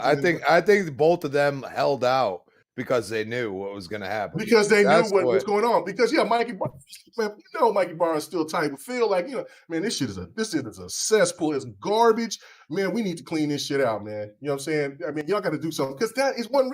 Why would I understand Microsoft is a huge conglomerate company, but there's Apple, there's Amazon, there's Tencent, and even if you didn't want to do anything, but there's still Apple, Amazon, and something, EA or somebody, you know what I'm saying? They'll be like, oh shit, yeah. You know what I'm saying? So why would you go directly to Microsoft and make that call? You know what I'm saying? So that's what, I don't know. Like I said, I'm not into conspiracy theories, but that to me is one of those things. I want to go off your point real quick. I want to go off your point real quick. EA, I believe, has changed their culture because of Game Pass and EA Play being in, Game Pass. Oh, yeah. You know what I'm saying? Yeah, I believe have you noticed culture. Well, have you noticed, everybody on the panel and people in the chat, have you noticed how the Western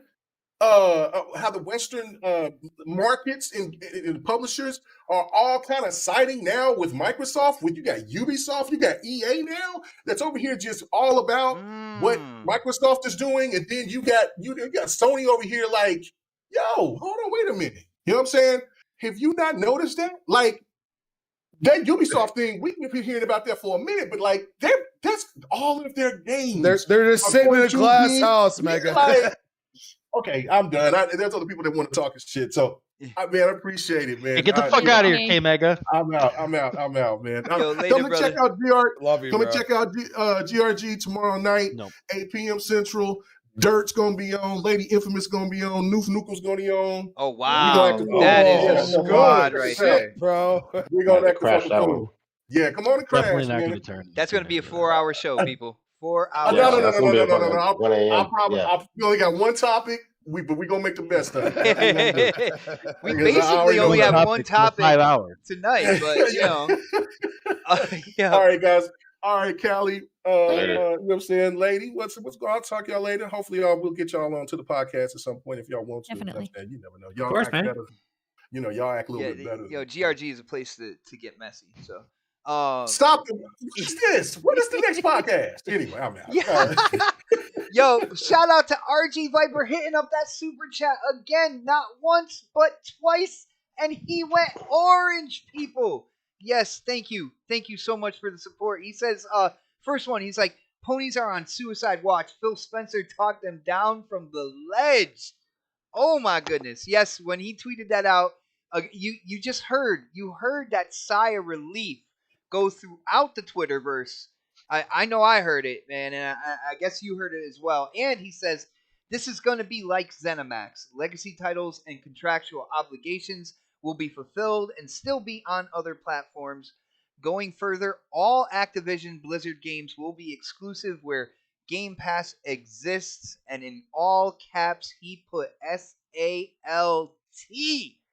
And the salt has been extremely sweet the last couple days. And guys, I want to let you know, like, that part of me where it's like, yeah, keep Call of Duty multiplat, and every time somebody, a PlayStation extremist, picks up another iteration, another version of Call of Duty, or they go in on microtransactions, all that money is going to fund first party Xbox games for me and my platform. I absolutely love that idea. But let's go to Foxfire on this. Foxfire, what do you think about Phil Spencer's tweet? What do you think about Call of Duty and what he was talking about here? Was he saying that this is going to be a multi-plat pretty much for good, and they're just going to kind of collect that revenue and headline it on Game Pass and kind of get people over that way?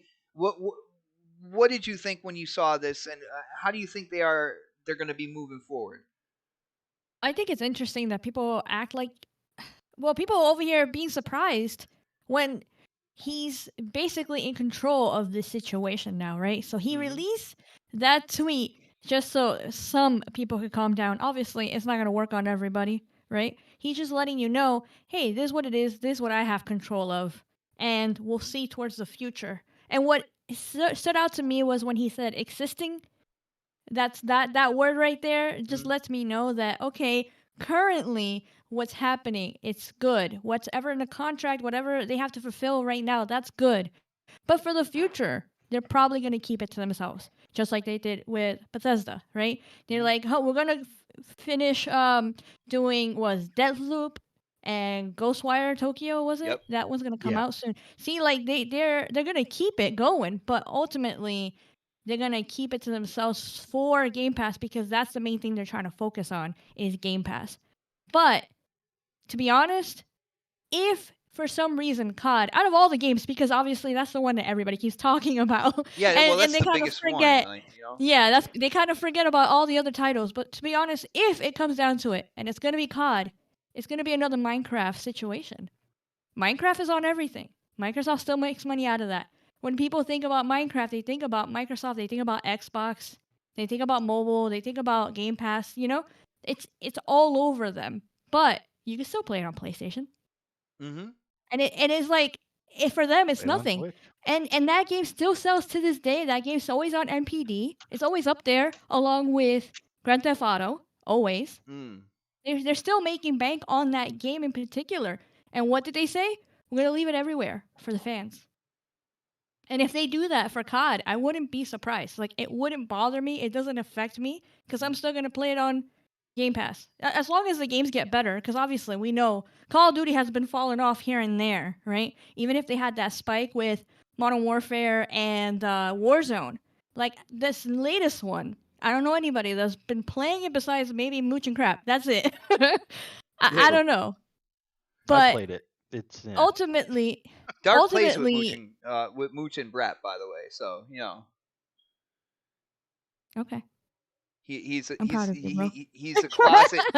classic Call of Duty guy. Like, he just doesn't. Yeah, but we know that if Battlefield was that true hotness, and maybe that's not true. so much. Yeah, no, that's true. So much, she's right on that one. Battlefield, fell off a little bit too. Yeah, Battlefield. Yeah, a little bit. Yeah, just a little bit. No problem. You know, it's Sweat Divine playing it. Oh, that is true. Yeah. But yeah, they got all these games, and right now, what Phil's trying to let people know is like, don't be surprised. I fulfill what is already written. What's already happening, it's fine. You're gonna keep that. But ultimately, when everything is said and done, they're gonna do the same thing that they said for Starfield, exclusive. Ultimately for most of the titles, if any, maybe Call of Duty. I don't know. Like when it comes to COD, it could go 50-50. Yeah, and then when it doesn't even bother me. And the funny thing is, Fox, when he says existing contracts, you don't know how long that contract is for the marketing rights and all that stuff between Sony and Call of Duty. Anyway, I've heard people say it's up kind of like the end of 2024 or stuff like that, but we don't necessarily know exactly when that contract ends, and we really see what they have planned for it. I guess people are okay with that. As always, PlayStation always has like a year or two. They always keep stuff and content away from us or whatever. And guess what? They can gatekeep. It's okay. They can gatekeep. Yeah, they're not the only ones that do it though. Microsoft still does it with like the independent games. like what's it called from Bloober Team. They kept that for a year, and then it hit PlayStation. When you compare that to Final Fantasy VII, big difference. Yeah, The difference is because like that game gets more attention because it's a bigger game, but it's still the same tactic. Well, no matter what it's been longer in terms of because like Final Fantasy VII's the remake's still not on Xbox. Oh yeah, that's a different situation. The Final Fantasy Same is thing different. with Street Fighter. We never saw Street Fighter, and I played the hell out of that. Wasn't Street Fighter 5 completely funded by Sony though? Like no, I think they helped, but it wasn't completely from what I know. I think they helped, just like Microsoft helped with Tomb Raider, Rise of the Tomb Raider, and guess what? That's on PlayStation as well. So either way, I think those shots are just called by Square Enix. They're not really called by Sony because like at the end of the day, those are Square Enix games. They get to decide but what they both have Sony to had agree. any say it's on both of them. They both have to agree to something to make it happen. Just like with Bungie, when the first Destiny came out, PlayStation had content for a year, and it was like it wasn't just weapons or skins. It was actual like strikes and multiplayer maps and a whole bunch of stuff I think they even had a raid too, right? I believe it was one of them. Exotic weapons. Oh gosh. Yeah. And at the time, that game wasn't extremely popular. It was like it was coming up because of the Halo hype behind it. But like I know a lot of people that didn't care for Destiny because they were like, "Well, it's not Master Chief. I don't care." But I liked it. And guess what? I wanted that content, and I went to PlayStation and I played that content. It's okay. It's okay, Fox. We still love you. It's all good. Well, it doesn't matter. The point is this: if you really, really want to play this stuff that Microsoft is working on, whether you like it on Game Pass or not, get it on Xbox, get an Xbox, get it on PC, play it on the cloud. Like, if you really are a fan, if you really care, if you're a true fucking gamer, then you'll play it wherever it's available. I got you. I see that. It's funny. I tried being a multi-console owner the previous generation. And I gotta say, I like being more streamlined and having one console. I know I do miss out on certain experiences that way, but I'm the type of person when I have a shit ton of options in front of me, I can't pick one. Does that register at all? Overwhelmed. It's like, You're overwhelmed. I get overwhelmed. I'm like, okay, what game do I play? That's why I only have a certain amount of games that I own, like on my hard drive. And if I download one, I'll take another one off to just to keep it like okay and get it to where I do play something instead of just starting and stopping games constantly for like 2 hours. But that's just me. That's the way I am, and I know there are other people out there. You have more control than me, bot. You have no idea how many games I've bought that I just started. Dude, I bought a game today. There's a backwards compatibility sale, and I bought one of my favorite games. It's a game called Darkness 2. It's on sale for like $7. Oh my God, Darkness! Oh yes, yeah, my brother played that. Love Darkness too. Yes, it's $7 right now. Tentacles, bro. There you go. Oh my God, somebody excited about Darkness too. Yes, I'm happy, surprised by that because fucking Crispy only plays Gears, so. I know Fox is going to be like, what's wrong with that? You might as well. You might as well say Roxy only plays Gears. I mean, come on. Like I play other games. You just have to. Do you? You just. You want to play me in MK11, bro? I don't think you do. I don't play multiplayer games. Play you him know in this. golf. You would beat me every single time, Dark, dude. I don't play Olga. multiplayer games. You gotta meet Olga in PGA. Bot knows this. I play bot in fucking golf all the time. I suck at golf. I don't care. Oh my God, golf. No, you know what's the interesting thing about PlayStation is that if you really wanted to, you could just buy the console for a while, play some of the games, and then sell it if you wanted to. Because most of the time they have Fire as like. Yeah, most of the time they have Fire single player experiences. So you do that, you beat Horizon, then you can sell it if you really wanted to. Because, Bot, didn't you play Spider-Man or God of War and then you got rid of it? I played Spider-Man. I was so hyped for Spider-Man, and shout out to Oh Snap It's Mel and the Don who came together to get me that game, and I was so excited, man. I know I streamed it a couple times and stuff. And after playing it a couple times, it was just the same thing over and over again. And I expected so much more from Insomniac. Like I expected a living world where there was a bank robbery. You go and you stop the bank robbery, but you're getting clues that lead you to another supervillain in the city. That's the way it kind of. To me, it made So it. you thought it was gonna be like The Witcher? So you kind of hyped yourself up there. Well, it kind of sounded that way from dude. the way that they were talking, though. Like, they would talk about living world and crimes, and they would talk about like villains in the city, and side missions and everything. Yeah, I think you should know, Bob. By this point, keep your expectations under check. But then Dark. there's side missions for Disappointment. Spider-Man where catch these pigeons and swing through these smokestacks like that. Get all your book bags. Like, well, come on, man, really? You don't have to get the good book bags though. You don't have to get them all. Those were the You side. don't have to do that was the side shit, though. You know what I'm saying? Yeah, it's side stuff. It's all side stuff. I mean, that's it was a disappointment to me. And I could be one of the few out there who played it and didn't like it. I'm not trying to tell anybody else, hey, you can't like it because I didn't like it. It's just that's how I feel, and I'm gonna tell people the truth on how I felt about playing that game. But all right, we're going. When it comes to exclusives, let's go to Predator on this one. Predator, you heard Phil Spencer's tweet. You probably read it a couple times today, anyway. What do you think in terms of the exclusivity when it comes to Call of Duty, the other titles under Activision? What do you think they're planning on doing here, man? If you notice, and Fox kind of hit on it too. If you notice the wording in that, it was existing. There was no word, no talk of future titles, and he only mentioned one game. So you got your answer right there. Like you're gonna get Call of Duty for sure, maybe even future Call of Duties. But I think anything else under their umbrella is gonna stay under Microsoft's exclusivity. To be honest with you, so again, they can't talk about that right now because the deal hasn't officially finalized. But once it does, that's when the shit fan's gonna hit. So, I mean, like again, like not Chris, but Fox said it earlier. Like, look at the whole situation with ZeniMax, like how the early talk was, or the quietness to some degree was, and then once everything was settled and everything was paid for, and it became official, things changed. They had to come out and tell Starfield's going to stay here, and pretty much exclusive. Yeah, pretty much every game outside of that is going to stay. It's going to stay, and that's going to be the same situation here. Like those games are going to stay on Xbox. I think with Call of Duty, because it's such a cash cow, it makes sense for them to keep it on everything. But everything else they got, and look at the games too. Like look at it this way.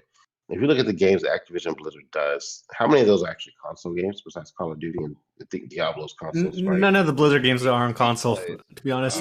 Activision, dude. I mean, I'm saying Diablo all of is. Diablo. Activision, Blizzard, King, all those games, most of those are either straight PC, phone games, and the only console games you're thinking of are Call of Duty and Diablo, right? Except when Overwatch. Other than that, Crash Bandicoot, Spyro the Dragon, and Phil Spencer No, was talking about Blizzard, really. He was talking about Blizzard. Blizzard. I'm talking about all of them, all the companies they purchase, right? I mean, like at Activision, Blizzard, the whole umbrella of games or whatever. A lot of those are PC games, phone games, with the exception of Diablo, Overwatch, Call of Duty.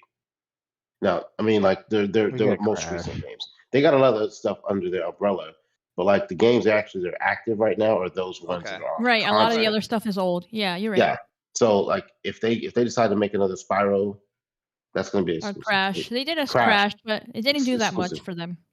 Yeah, and all those games under that umbrella that are kind of dead franchises will stay under Xbox. They decide to revisit those. Pred, what do you think about this?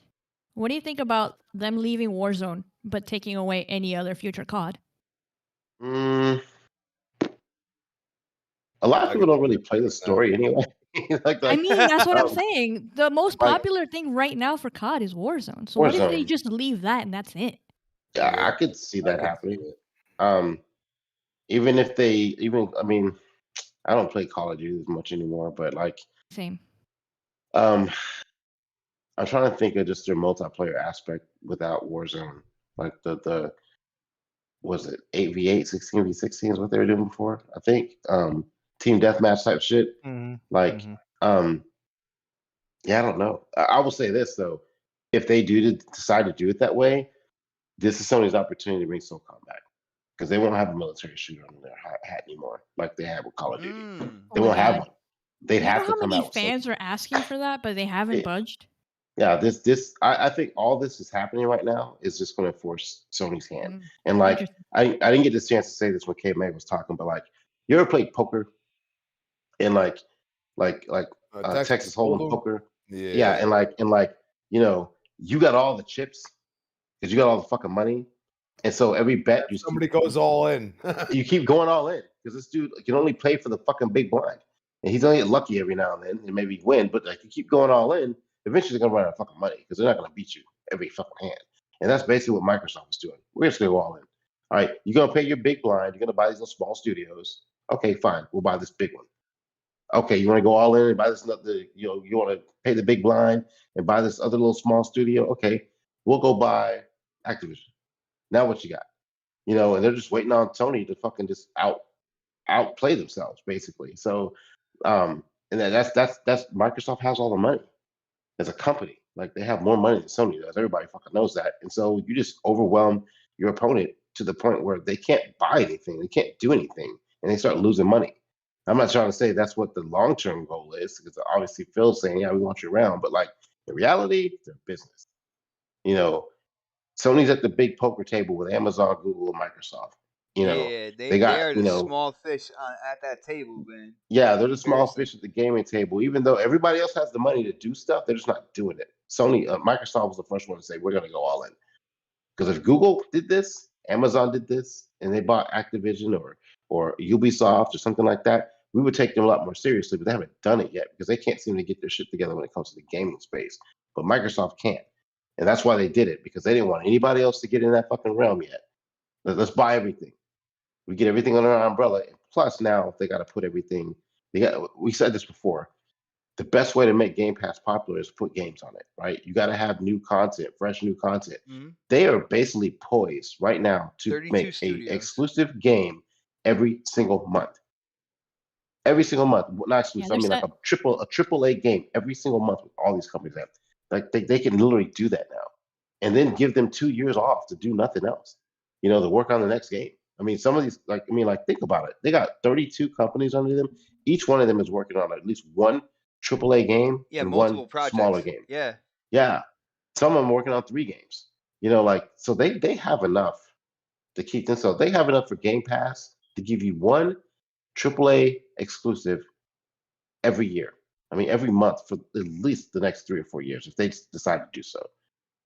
Like the ZeniMax thing is going to keep everybody occupied for the first 2 years. And then once ZeniMax kind of gets the reboot, they kind of I say ZeniMax as a whole, every single one of them, studios are part of them. And their own Xbox internal studios they had before they bought ZeniMax are working on games too. So like you literally, by the time this Activision Blizzard thing boils through and they start pumping out games exclusive for Microsoft, you're looking like 3 or 4 years down the road. So like they're set, and I'm pretty sure they probably got another studio in mind. So plus they got EA access, EA and Ubisoft. No, I say Warner, get Warner Brothers, buy the whole fucking thing. See, I feel like when you go and you grab Warner Good Brothers, luck with that. Warner Brothers is fucking expensive. Yeah, they've got a loan. Then you start playing with those antitrust situations and stuff like that. If you're talking about Warner Brothers as a whole, yeah, that's not gonna happen because Warner Brothers as a whole. They did just buy a franchise or just buy the game. Warner Brothers Games is different. I don't know. I think they could do it. It would probably be the same price or a little more. The problem with WB Games is that like right now Warner Brothers I think wants to test the grounds with gaming and see if they can be successful or not. No, I'm talking about Warner Media. Well, Warner Media is too expensive. They have a lot. I don't think they can buy that. They just want the gaming part of it. I think they could easily buy that. They Easily. could. But I don't think they want it. Like that doesn't make any sense for them. Damn, as a company. Viper in the Microsoft's chat. not a media. Microsoft's not a media company. Warner Brothers is completely just media. Oh, they're not a media company yet. They're coming out with a Halo series. They partner with Paramount for that though. Yeah, Paramount's doing it. But that's what I'm saying. Like, why not be Paramount? That's not what HBO. Hold on. Max They tried is a doing part of that. Warner. They tried doing that in the beginning of the Xbox One generation. And Didn't work out. And it didn't work out. But now's the time. I don't think you show. software company, yo, brother, they want I don't. games. They don't I don't want think all you that show shit. any HBO Max sign. is Warner. Yo, dude. Crispy, It's owned by AT&T. Crispy, I don't think right now, as Xbox, you would show any signs to let anybody think back to the launch of the Xbox One. Yeah, it's like You stay moving backwards. far away You don't want to from do that. Yeah, you stay No, far it's away from not. that right You now. stay games first. You release gaming content that are TV shows. Okay, because people love games.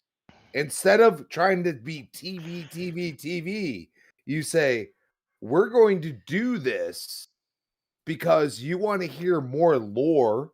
You want to hear about the stories and everything else. I think they gotta build it. Want to play a game. They gotta build. I think they gotta come out with more games from their new studios and stuff like that before they even think about getting into that. I'm gonna cut you off real quick. Think about this. Most of these movies have come from comics that you used to read. Mm-hmm. You understand what I'm saying? Yeah. So now the movies have become lore. Okay? The TV shows have now become lore after that.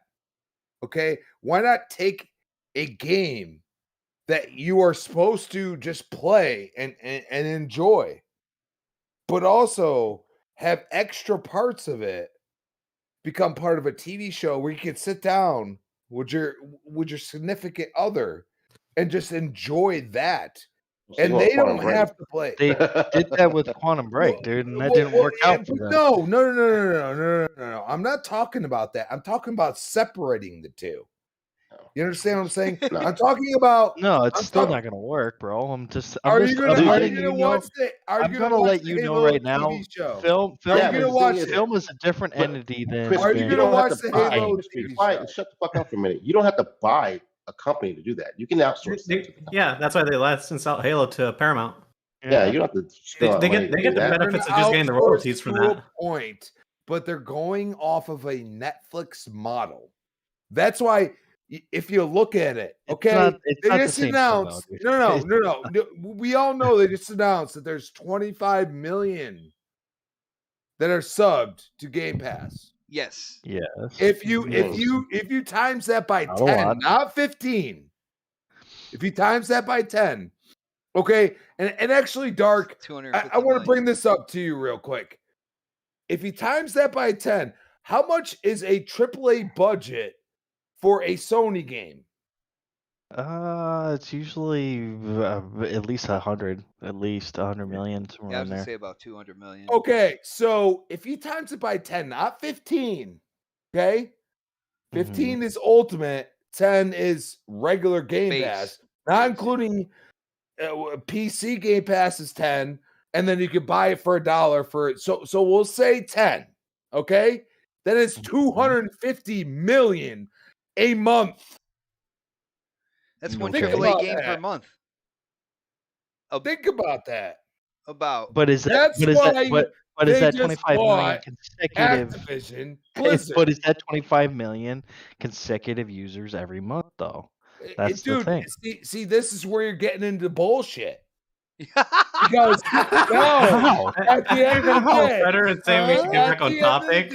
Oh, I gotta make a highlight reel for this show Are tonight, you a man. Call of Duty fan? No, I'm not like a huge Call of Duty fan, but yeah, I play Call of Duty. Okay, so hypothetically, because I do believe that they're going to leave it on PlayStation, you could pay $70 for it, or $60 if they decide to do that. No, 70.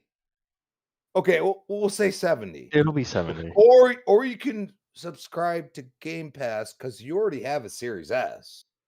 Well, right? that's what I'm gonna. That's me though. That you're talking in terms of people Well, like in our community. no. We're talking about a $300 console and a $500 console that you can't find. But half if the somebody time. already Yet the purchased $300 $500 consoles console, been there for a honestly, I don't while. know how you're correlating this with WB, because WB is it's a different entity, dude. You're going off on a tangent about different things, bro. I don't understand does where you're not trying to want go. WB. I'm not understanding where you're trying to go, because these are two different types of entities. You're talking you AT&T has know the more launch about company, games, but I dude. know more about film, and I can tell you right now, you are completely off in some la Dude, la they land. haven't made enough money off their budgets. No, they haven't. They he's haven't No, made in the they enough money. haven't. land of But Let's Christmas. get back. Activision Hey, Chris, is Chris, be chill. selling Let's to get back on topic. Microsoft. Let's get back on topic. let's just go get back on topic. topic. Let's not talk about fucking that other bullshit. Let's just Well, get back yeah, on topic with Activision. let's swing over to Mr. West Coast, Mr. California, real quick when it comes to the exclusivity. Again, Phil Spencer came out. He said what he said on Twitter. What do you think, Callie? This means for Call of Duty in terms of being exclusive to Xbox, or staying multi-plat, and what do you think their plans are with these Activision games? Do you think like there's going to be a bunch that are exclusive? Do you think they're going to keep them on every platform? What are your thoughts, bro? I think Call of Duty is gonna be like Minecraft, because Call of Duty makes way too much money, not just from Warzone, because Call of Duty is more than just Warzone. They make money from the multiplayer itself, from the regular mainline Call of Duties, like from Team Deathmatch and all that, where you can actually get the skins for. People will pay for that. I have friends, I have family members that still play Call of Duty that actually pay for the skins, and Activision sure does make a lot of money, not just from Warzone. Warzone is not the moneymaker. It's Call of Duty overall. So Yeah. I think Call of Duty is going to be put in that same boat where Minecraft is. Because why did Microsoft put Minecraft on all platforms? Because it makes money, and it doesn't make sense to really lock something that's that huge. And they were able to recoup the price of Mojang that they spent Hell in yeah. like record time with keeping Minecraft on the multiple They have a platforms. hardcore following. Yes. Exactly. And Activision with Call of Duty, they have a hardcore following. Yes. Not just on PlayStation, not just on Xbox, but on everything. Even mobile, with their mobile game too. It's a big IP. It makes a lot of money, so I think that's just going to be on everything. All right. And when it comes to all the other IPs, I think all the other IPs are going to be exclusive, without a doubt.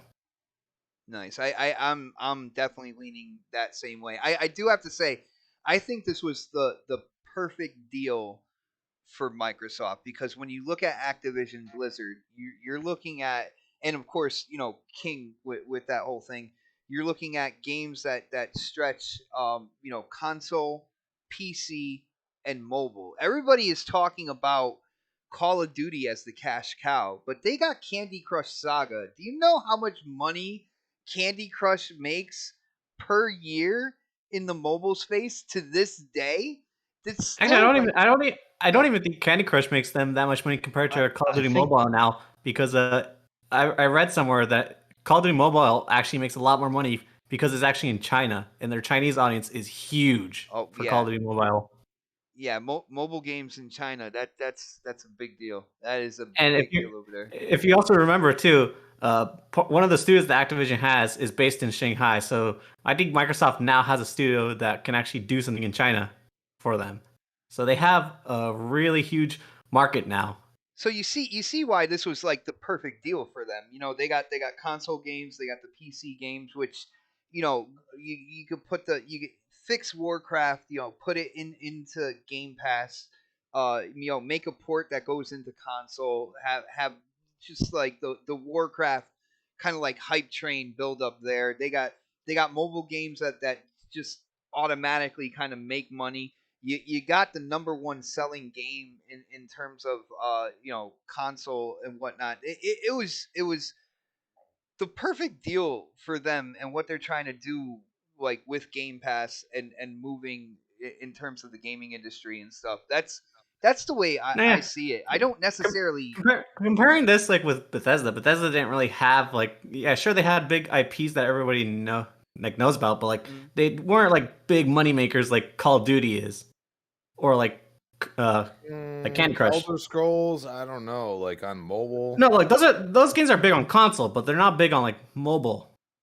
Like, dude, I don't know, man. Like Bethesda's gonna be the greatest deal ever. How does Elder Scrolls keep selling? Every time they remaster Skyrim, it sells every time. You know what? You gotta ask Skyrim, Todd Howard that. definitely. He is the master of fucking reselling that game. But ESO, Elder Scrolls Online, didn't do too well out the gate, and they have been like fixing it over time and such. Oh yeah, adding content. It's been on shaky ground for a long time. Just like Fallout, was it 76? Shaky ground all the time, and then they started adding more content, and now there's actually a positive community there. So hopefully they could do that with Warcraft, because they haven't even had that much community support, feedback, updates, and everything like that, and they really need that. Oh, definitely. Especially, when it comes to a game as a service or something like that, that's one you need to be engaged with your consumer base, with your audience a lot. You need updates, you need content, you need everything kind of like running on all cylinders, and keeping the players engaged and wanting to go in on a daily basis. You can look at Bungie for that. Bungie just wants you playing Destiny 2 all day, every day. Trust me, I know this for a fact. And the way that they have it set up, like they want you in there and playing that game like constantly. But who didn't we get to? Yo, Crispy, did you chime in on? I haven't. Well, I chimed in, but oh yeah, no. I All didn't right, technically, let's go to Dark first, real quick. Let's get his thoughts in on the whole exclusivity thing when it comes to Call of Duty, and of course the other franchises too. And let me throw this out there: if Xbox ever wanted to make kind of like a fighting game with their own characters from their own IP, now I think they would have one of the biggest fighting games with like the most characters that you would get on one platform with all the acquisitions that they are making. But Dark, what do you think about exclusivity for Call of Duty and of course the other games under the Activision Blizzard umbrella? I don't think. I kind of was like, I couldn't see Call of Duty going fully exclusive. I could see it being more along the lines of like what everybody else has been saying, like Minecraft. It makes sense, where man. it's like, it makes sense. yeah, it makes more sense that way. There are other games though. I mean, the only one I can think of that probably wouldn't go exclusive is Overwatch, but Really? that's also an IP that's kind of just been there, Why do you? Maybe Overwatch 2 would go exclusive, but not the first Overwatch. Like it's definitely not Oh, gonna go all exclusive. right. Because like when you say Overwatch, I'm automatically thinking the next. You're iteration. thinking sequel, yeah. You're Yeah. thinking sequel, but no, I think some people are just kind of like they kind of think like, oh well, it's gonna be the backlog of everything that Activision has. It's gonna go exclusive to Xbox, and no, that's not the case. Anything that's already been on PlayStation is gonna stay there. And it's like why would they pull that shit off the shelves, and stuff like how much money that would cost them to just pull those games off the shelf.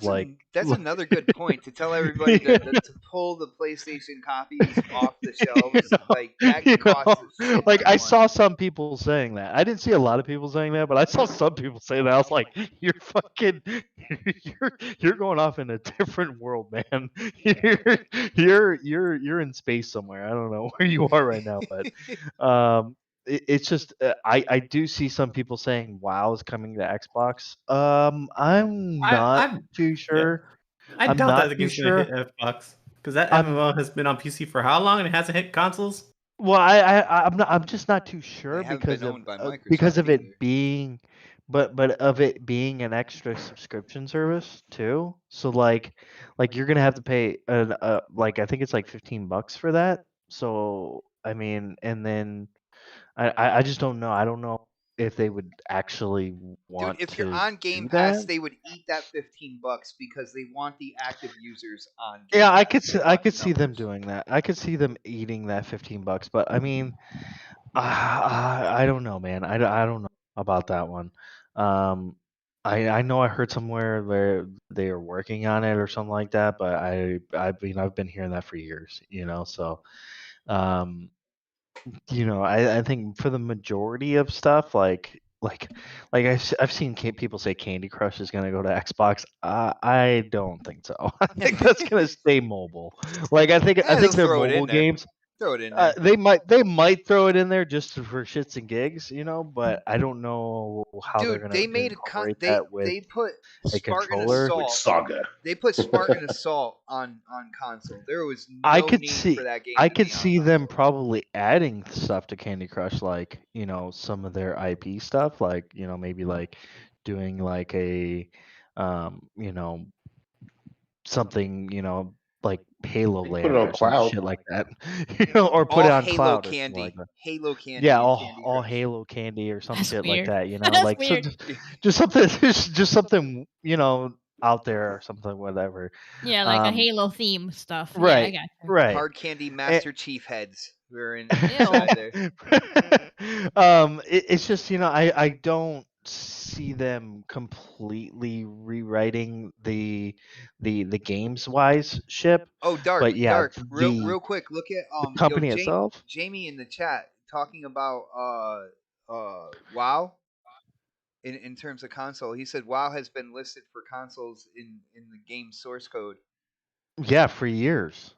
So I don't know where that game is. I mean, it's been like that for years. It's not like it's a new thing, dude. Like I understand that you're pointing out stuff. Like I get it, I understand. I get it. But that's been out there for years and we still haven't seen it yet. So maybe it might come this time around with Xbox owning um um Activision Blizzard. Um and for me personally, the only two games I actually cared about this whole acquisition was Call of Duty because I played with my cousin. That's about it. Um, and I always thought you Diablo were that 4. way, sir. Playing with your cousin. From Whatever. Alabama. um, I'm just gonna pass that. Sorry That's for everybody out there stupid. from Alabama. That's oh man. And Diablo. But Diablo I usually play on PC anyways. That's one of the only games I ever play on PC because that I was game gonna say is you play way on PC. better. This is like the first time I'm That's hearing you that's the playing on only PC. game. Well, that's the only game I ever would play on PC, but that's because those games work so much better on PC than they do console. And trust me, I played it on console too, and it's not the same as it playing it on PC. It just feels more natural on PC when you play Diablo. Um, so that game was like, and I was like, I already play it on PC, so I don't really care. So like this whole thing doesn't bother me at all. Like people were trying to make it seem like it would bother me, but it doesn't Right, because because I Diablo's gonna have stay on PC, so you good. Diablo's gonna stay on PC. Plus, I have an Xbox Series S. I'm probably gonna get a Series X. So I'll play Call of Duty when it goes to Game Pass. I don't give a fuck, where it is. I just if I want to play the campaign. Now, I'm kind of happy because now I don't have to pay $70 to buy it and play the damn campaign, or play even the multiplayer really, Oh, Game because Pass has because corrupted I could us still all. I could still play the multiplayer with my cousin because it's crossplay. So I could still play that game on Xbox and play it, with him or whatever, and it'll be fine. I think a lot of people are just like they're not looking at that Dude, when you type of do play thing. Call of Duty with your cousin after this whole acquisition, you just got to remind your cousin every single time that you play. I didn't spend $70 for this game. I didn't pay Well, $70. I think he's gonna get an Xbox just to have Call of Duty, so he doesn't have to pay for it. To be honest, I'm not even kidding. Makes sense Because in the long run.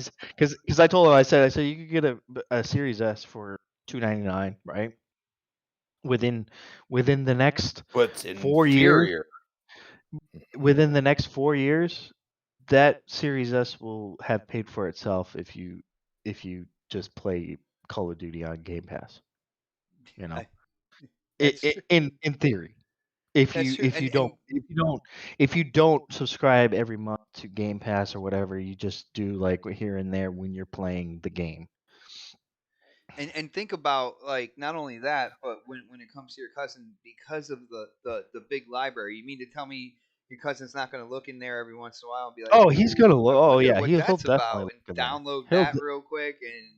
And he'll definitely look in there and be like, "Oh wow, okay, yeah, there's some games." Because I mean, he's not he's one of those kind of gamers that don't buy very many games. So yeah, like, yeah, he would. I was actually surprised. I was like, dude, you should get an Xbox, to be honest. But I mean, it's up to you, And he's just like, yeah, about it. And I think with this acquisition, I kind of reeled him in, and I think he's gonna do it. I don't know yet though. We'll see. But other than that, yeah, man. I mean, I think I think it's a good deal for it's a good deal for everybody here. Everybody's just, oh my gosh, dude. I fucking hate people, man. I'm sorry. I'm gonna say it. I fucking hate people. I do because it's so stupid. It's just dumb. It's so dumb. it's Come on, it's man. entertaining though. Like, but I It hear is. I hear There what you're is some saying. points. I Yeah. hear what you're saying. It's like a guy trying to breastfeed a baby. Like, it's entertaining, but it's like, dude, come on, Right. it's never gonna Yeah. happen. Right. Yeah. Exactly. Yeah. That's a great analogy, actually. Well, guys, on that note, unless anybody else has anything to chime in, it is Oh about time. wow, dude. What? Oh, my bad, Crispy. My bad. I want to play Halo, but you. It's your turn. I I can't keep you from a game, man. No, That's so messed it's all up. right, man. What do you got in terms of the whole exclusivity thing when it comes to Call of Duty, and of course the other games? I think the other games are going to be exclusive. I think that's almost a no brainer. I'm a little surprised Yeah. that Phil Spencer literally said the name Guitar Hero, and I'm trying not to get excited about that because I'm Hell like, yeah. I'm so much more of a Guitar Hero fan than I am Rock Band. I think Guitar Hero they did it Bring it back to life. so much better. Like, the highway, the notes, the way that they were positioned and stuff. It just really felt like you were playing the song in comparison to Rock Band. But that's just my opinion. But dude, what do you think about the whole exclusivity thing? What Phil Spencer was tweeting out? Is Call of Duty gonna stay multi-plat, bro? Yep.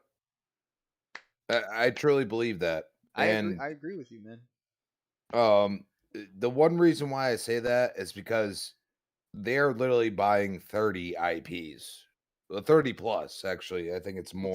32 studios with multiple IPs, like, all together, is now under No. Microsoft. I'm gonna tell you, Xbox, they might go a little old school. We're talking about like, dude, Blur. I mean, Blur Racing. They and next year will potentially own that. Well, let's go down the list. Crash Bandicoot. Oh shit. Diablo. Oh shit. DJ Hero. A lot of people don't know about that game, but it was basically a spin-off from Guitar Hero. Very cool, actually, if you played it. Gabriel Knight. Actually a great game. Gun. Wow. Oh, Gun. Hearthstone. Huh. Hearthstone. Think Hearthstone. about Hearthstone. Okay, Yeah. like I played that on the Xbox 360. Heroes of the Storm. Hexen. Hexen was a packing I played game. Hexen. I remember that. Oh my goodness. Yeah. Okay. King's Quest. All right. You got your Overwatches. Pitfall, like I said before. You got Quest of Glory. Skylanders. Skylanders was a hit back in the day. Yes. Just saying. Trust me. Soldier of Fortune was a kind of a game that nobody liked, but I think nowadays would come back strong. You got Spyro. You got Tenchu. Time Shift was actually a really good game that nobody really played. Tony Hawk's Pro Skater. True Crime was actually like kind of the first iteration of like, I don't know, a Telltale game in a way. True Crime like Streets of LA? True Crime Streets of LA? No, that was more like open world. Grand Theft Auto. That's like Grand Theft Auto, but you're a cop. Well, think about it. That's a good IP to have the ability to make another World of Warcraft, of course, and then Zork. Zork was a DOS game. Damn, you're really MS going back DOS. Okay, I don't know if they're going to remake Zork. and keep in mind, I skipped some that don't matter. Okay, I want to see somebody on social media like, I can't wait for Zork reboot. I know a lot of people that want Prototype to come back. There you go. You know what I'm saying? Like, there is IPs here that have been sitting for years upon years because of Call of Duty. I'm telling you, Call of Duty is a platform now. It is. They look at it as Minecraft. At the end of the day, they also want Game Pass on everything. It is an app now. So it is up to Phil to say, okay, can we talk or can't we? Because if they don't want to talk, I feel like Phil's going to be like, I'm done with this. You know what? If you want Call of Duty on your platform, you have to put Game Pass in there. Oh, see, I was waiting for somebody to say that. Nobody really said that throughout the panel. And it's only because, like, everybody says Monopoly, this, that, and the other thing. It is an app. It's like your Netflix app on your iPhone or your Android or your TV or anything else. PlayStation's This not is gonna do where, well, you know what? PlayStation has Netflix on their They do. You know what I'm saying? Yeah, but they're not going to do Game Pass. I'm just saying. Well, I get it. I get what you're saying, Foxy. I really do. But Microsoft is at the point right now where they don't have to play ball. They can be a bunch of douchebags. And they can be douchebags in a simple way. Say, hey, all we want you to do is put Game Pass on PlayStation. That's all we want. You can have everything else. We'll sell, multiple IPs to you. We just want Game Pass there. And I agree with you. I don't think they will do it. But if they're forced to. But there's a better chance now than there was last week. If they for say lose a ton of revenue, like, what did they lose in the past week? Like 30 million in stock? Oh, it's 20 billion. 20 billion off the top in terms of their man, value. I mean, you went over the top than what I was thinking. But they lost it. I mean, market reaction. Let's be honest. Yeah, I mean, I'm pretty sure it's going to even out now with what Phil Spencer came out and said, though. You know what I'm saying? Yeah. Because he's not trying to get. I mean, Xbox, Microsoft is not trying to have people hate them. What they're trying to do is they want people to acknowledge the fact that Game Pass is the greatest value you've ever had in gaming. That's what they want. And at this point, with COD sitting right there, they're like, PlayStation, can you play ball at least a little bit? Can you have crossplay? Can you know what? If you start releasing stuff on PC, I'm fine with that because they all know that it's probably going to run through Windows. Okay? And that makes them money. Like, that's the weird thing. Like, people don't look at this shit and be like, dude, Microsoft's got their hands in so many cookie jars. I've said this a long time ago. Get your hands out my cookie jar. Those are my chewy chocolate chip cookies. And they're like, you know what? If PlayStation comes out and says, hey, we want to release our own PlayStation Game Pass, Spartacus, whatever. I think Microsoft, as long as they play ball with them, they do the same for them. Oh yeah. And they release it right on there, right on PC, whatever. They wouldn't care because they've done that their entire existence. They have been a platform for people that have a PC, have a decent laptop, whatever it may be. And the platform now is saying, okay, we are all in on gaming. And we are there for a reason because we believe in it. And we believe this is this new entertainment. You know what I'm saying? It could be coexisting with everything else, but we're also giving value. And this is what Netflix did so many years ago when Blockbuster should have bought them and they didn't. Okay? Remember Blockbuster? Blockbuster was this, hey, you get it right here. And Netflix basically approached them and said, you could buy us if you want to. And they didn't do it. And look where Blockbuster is now. Nowhere. Okay? There's one store left. One in Bend, Oregon. So, and this analogy is only for people that understand. Like, dude, they're at a cusp right now. Like I said, it's like COD, FIFA, and Madden. You got to do something. You either got to make your own multiplayer games to engage people to continually pay you, or you allow Microsoft to say, okay, we'll give you COD, but that's it. That's what I saw from his tweet. I said, the desire. Think about it. Desire. You know what I'm saying? He's not saying like, yes, it's going to happen. They desire to keep COD there. Well, what is desire?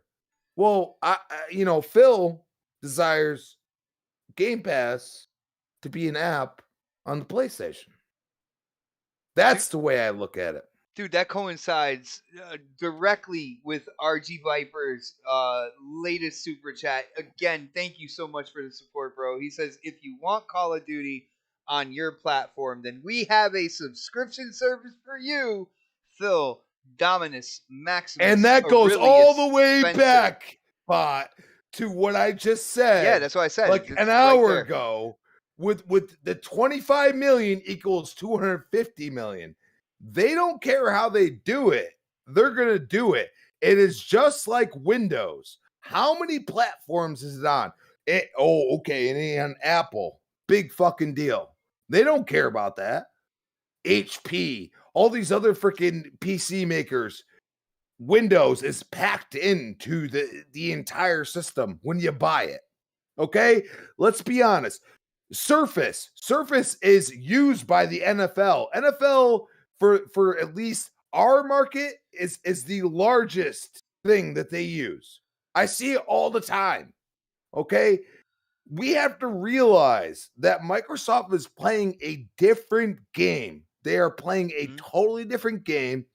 And to be honest, the reason why Phil's sitting at the table with Satya and everybody else is because he knows how to play that different game, but also be respective to the gamers and understand that there's a lot of people that love PlayStation. And if you take COD away, that's a problem to them. But if you leave it there, that is why that tweet happened. Because how are you going to get through regulations? You get through it quick if you go out and say, hey, we're talking to PlayStation. We're not sitting here like, we have no plans to take it off the platform. We're not. Exactly. You know what I'm saying? So at the end of the day, this is the end of the console war. I'm sorry. Oh, wow. This is the end. Dude, don't tell Christopher Hart that. He'll cry. And you know what? I have nothing else to say to people that are extreme and don't think about what they're saying. Don't tell J Dub City that or yeah, you know King what? They Thrash. can come and argue with me, and I will gladly, explain to them how the world works. Dude, I would and love right to see now, a discussion between you and J Dub. I would watch that live. I really would watch that. you know what? I look at it this way, okay? I look at it, this company was there, they had the money, and Activision Blizzard said, you know what? Screw it. We're going to go with you because we feel like the other ones that could buy us are going to do far worse. That's the way I look at it. They're now, gonna do worse. now it We're could be going an with the best American thing. I get it. I understand if somebody says, hey, it's because they're an American company and they did all, Blizzard, Activision started out in America. Yes, they have, studios and everything else outside of America, but they started out in America. That could be, an argument, and I understand that, but the fact is that this is happening. I mean, we wouldn't have had this announcement unless the lawyer signed off for it. So let's be honest here. It's going to happen. I mean, people are going to freak out and be like, no, it's not going to happen. But I will tell you this. Microsoft will play ball and they will, honor all contracts. They will be, as nice as they can be because they've trashed the other side, which is Sony. So Chris, we wrap it up so we can go to bed. We've been talking for 25 minutes. Let's go. I'm done. That was it. Goddamn fucking Fox left. Yep. She's like, I'm tired of this shit. Oh, she's gone?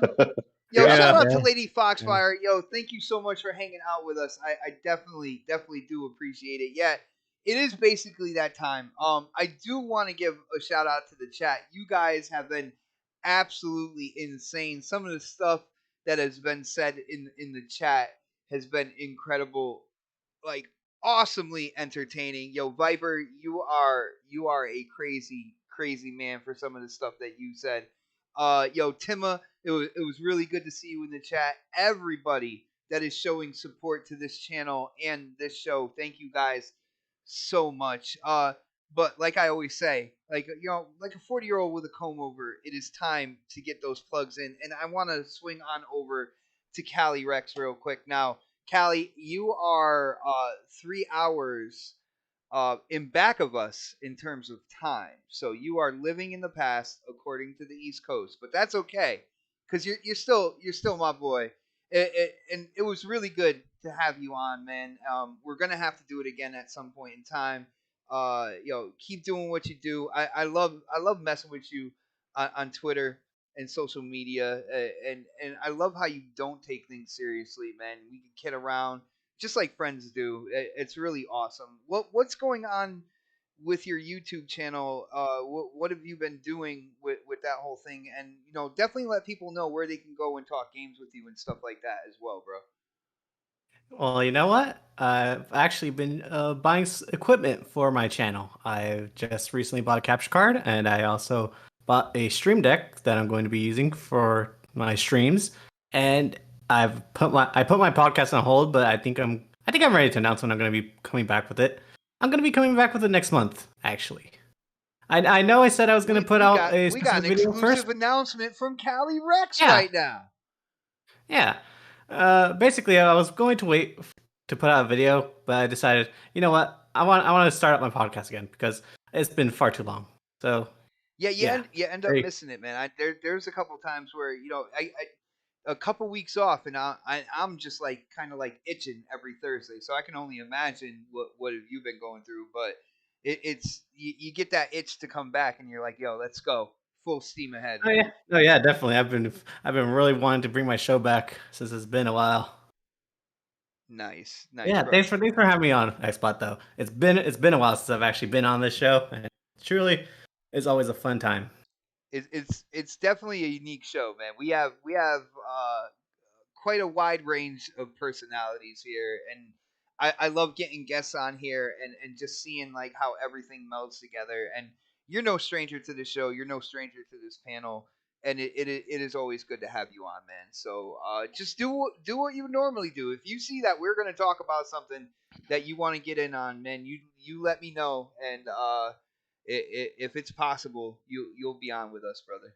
You are part of the extended family now. So thank you again, bro.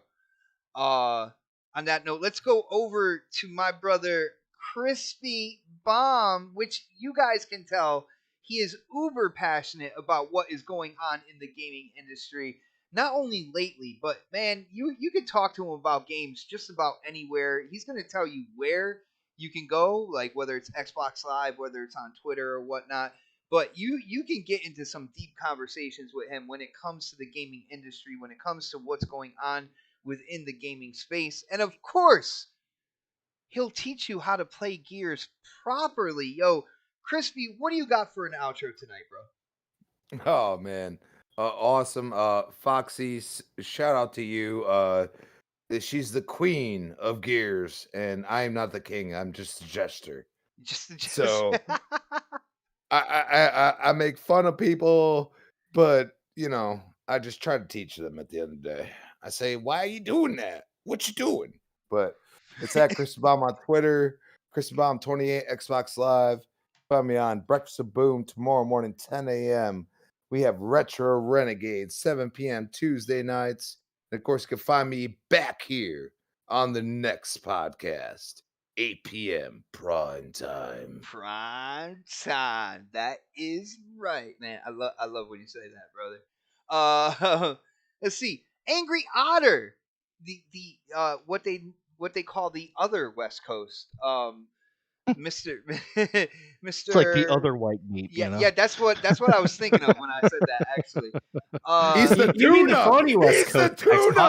He's the phony West Coast. He's the phone. He's the tuna. He's the tuna. Yo, Dark, what do you got for an outro, bro? Yeah, you guys can find me on Twitter, Dark Animus. You can also find me on Xbox.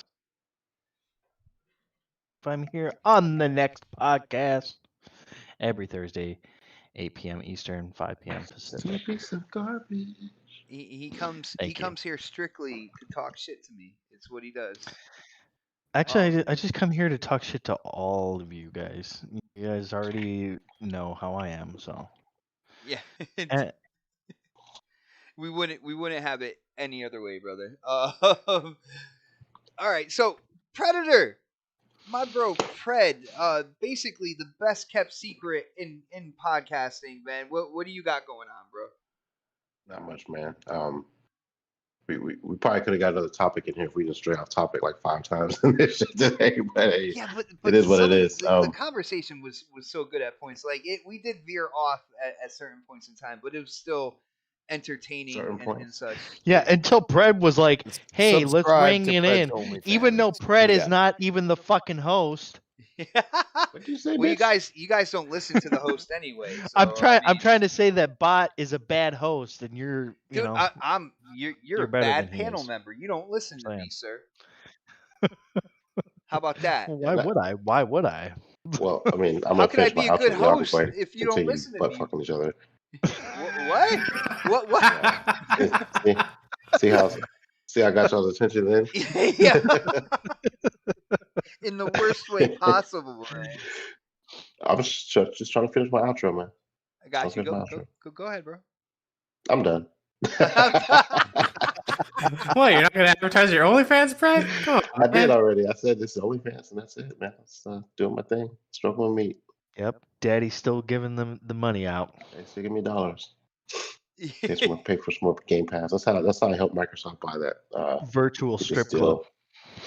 All the money I make from OnlyFans. Wow. Anyway, I'll see y'all next week, man.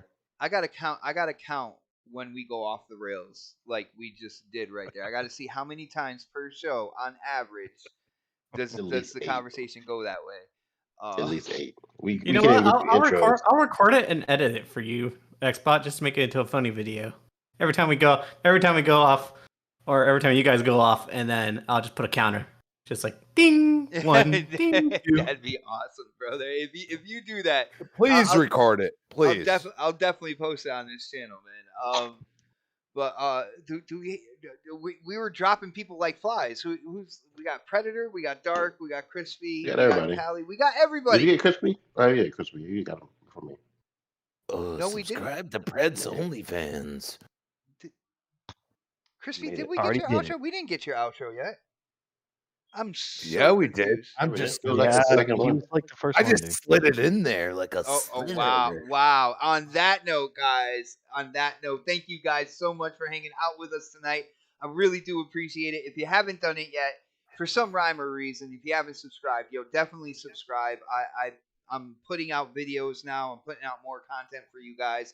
I am getting my kind of like audio setup better. I know my voice has been low on the last two videos, and the How next one's low gonna can you be go?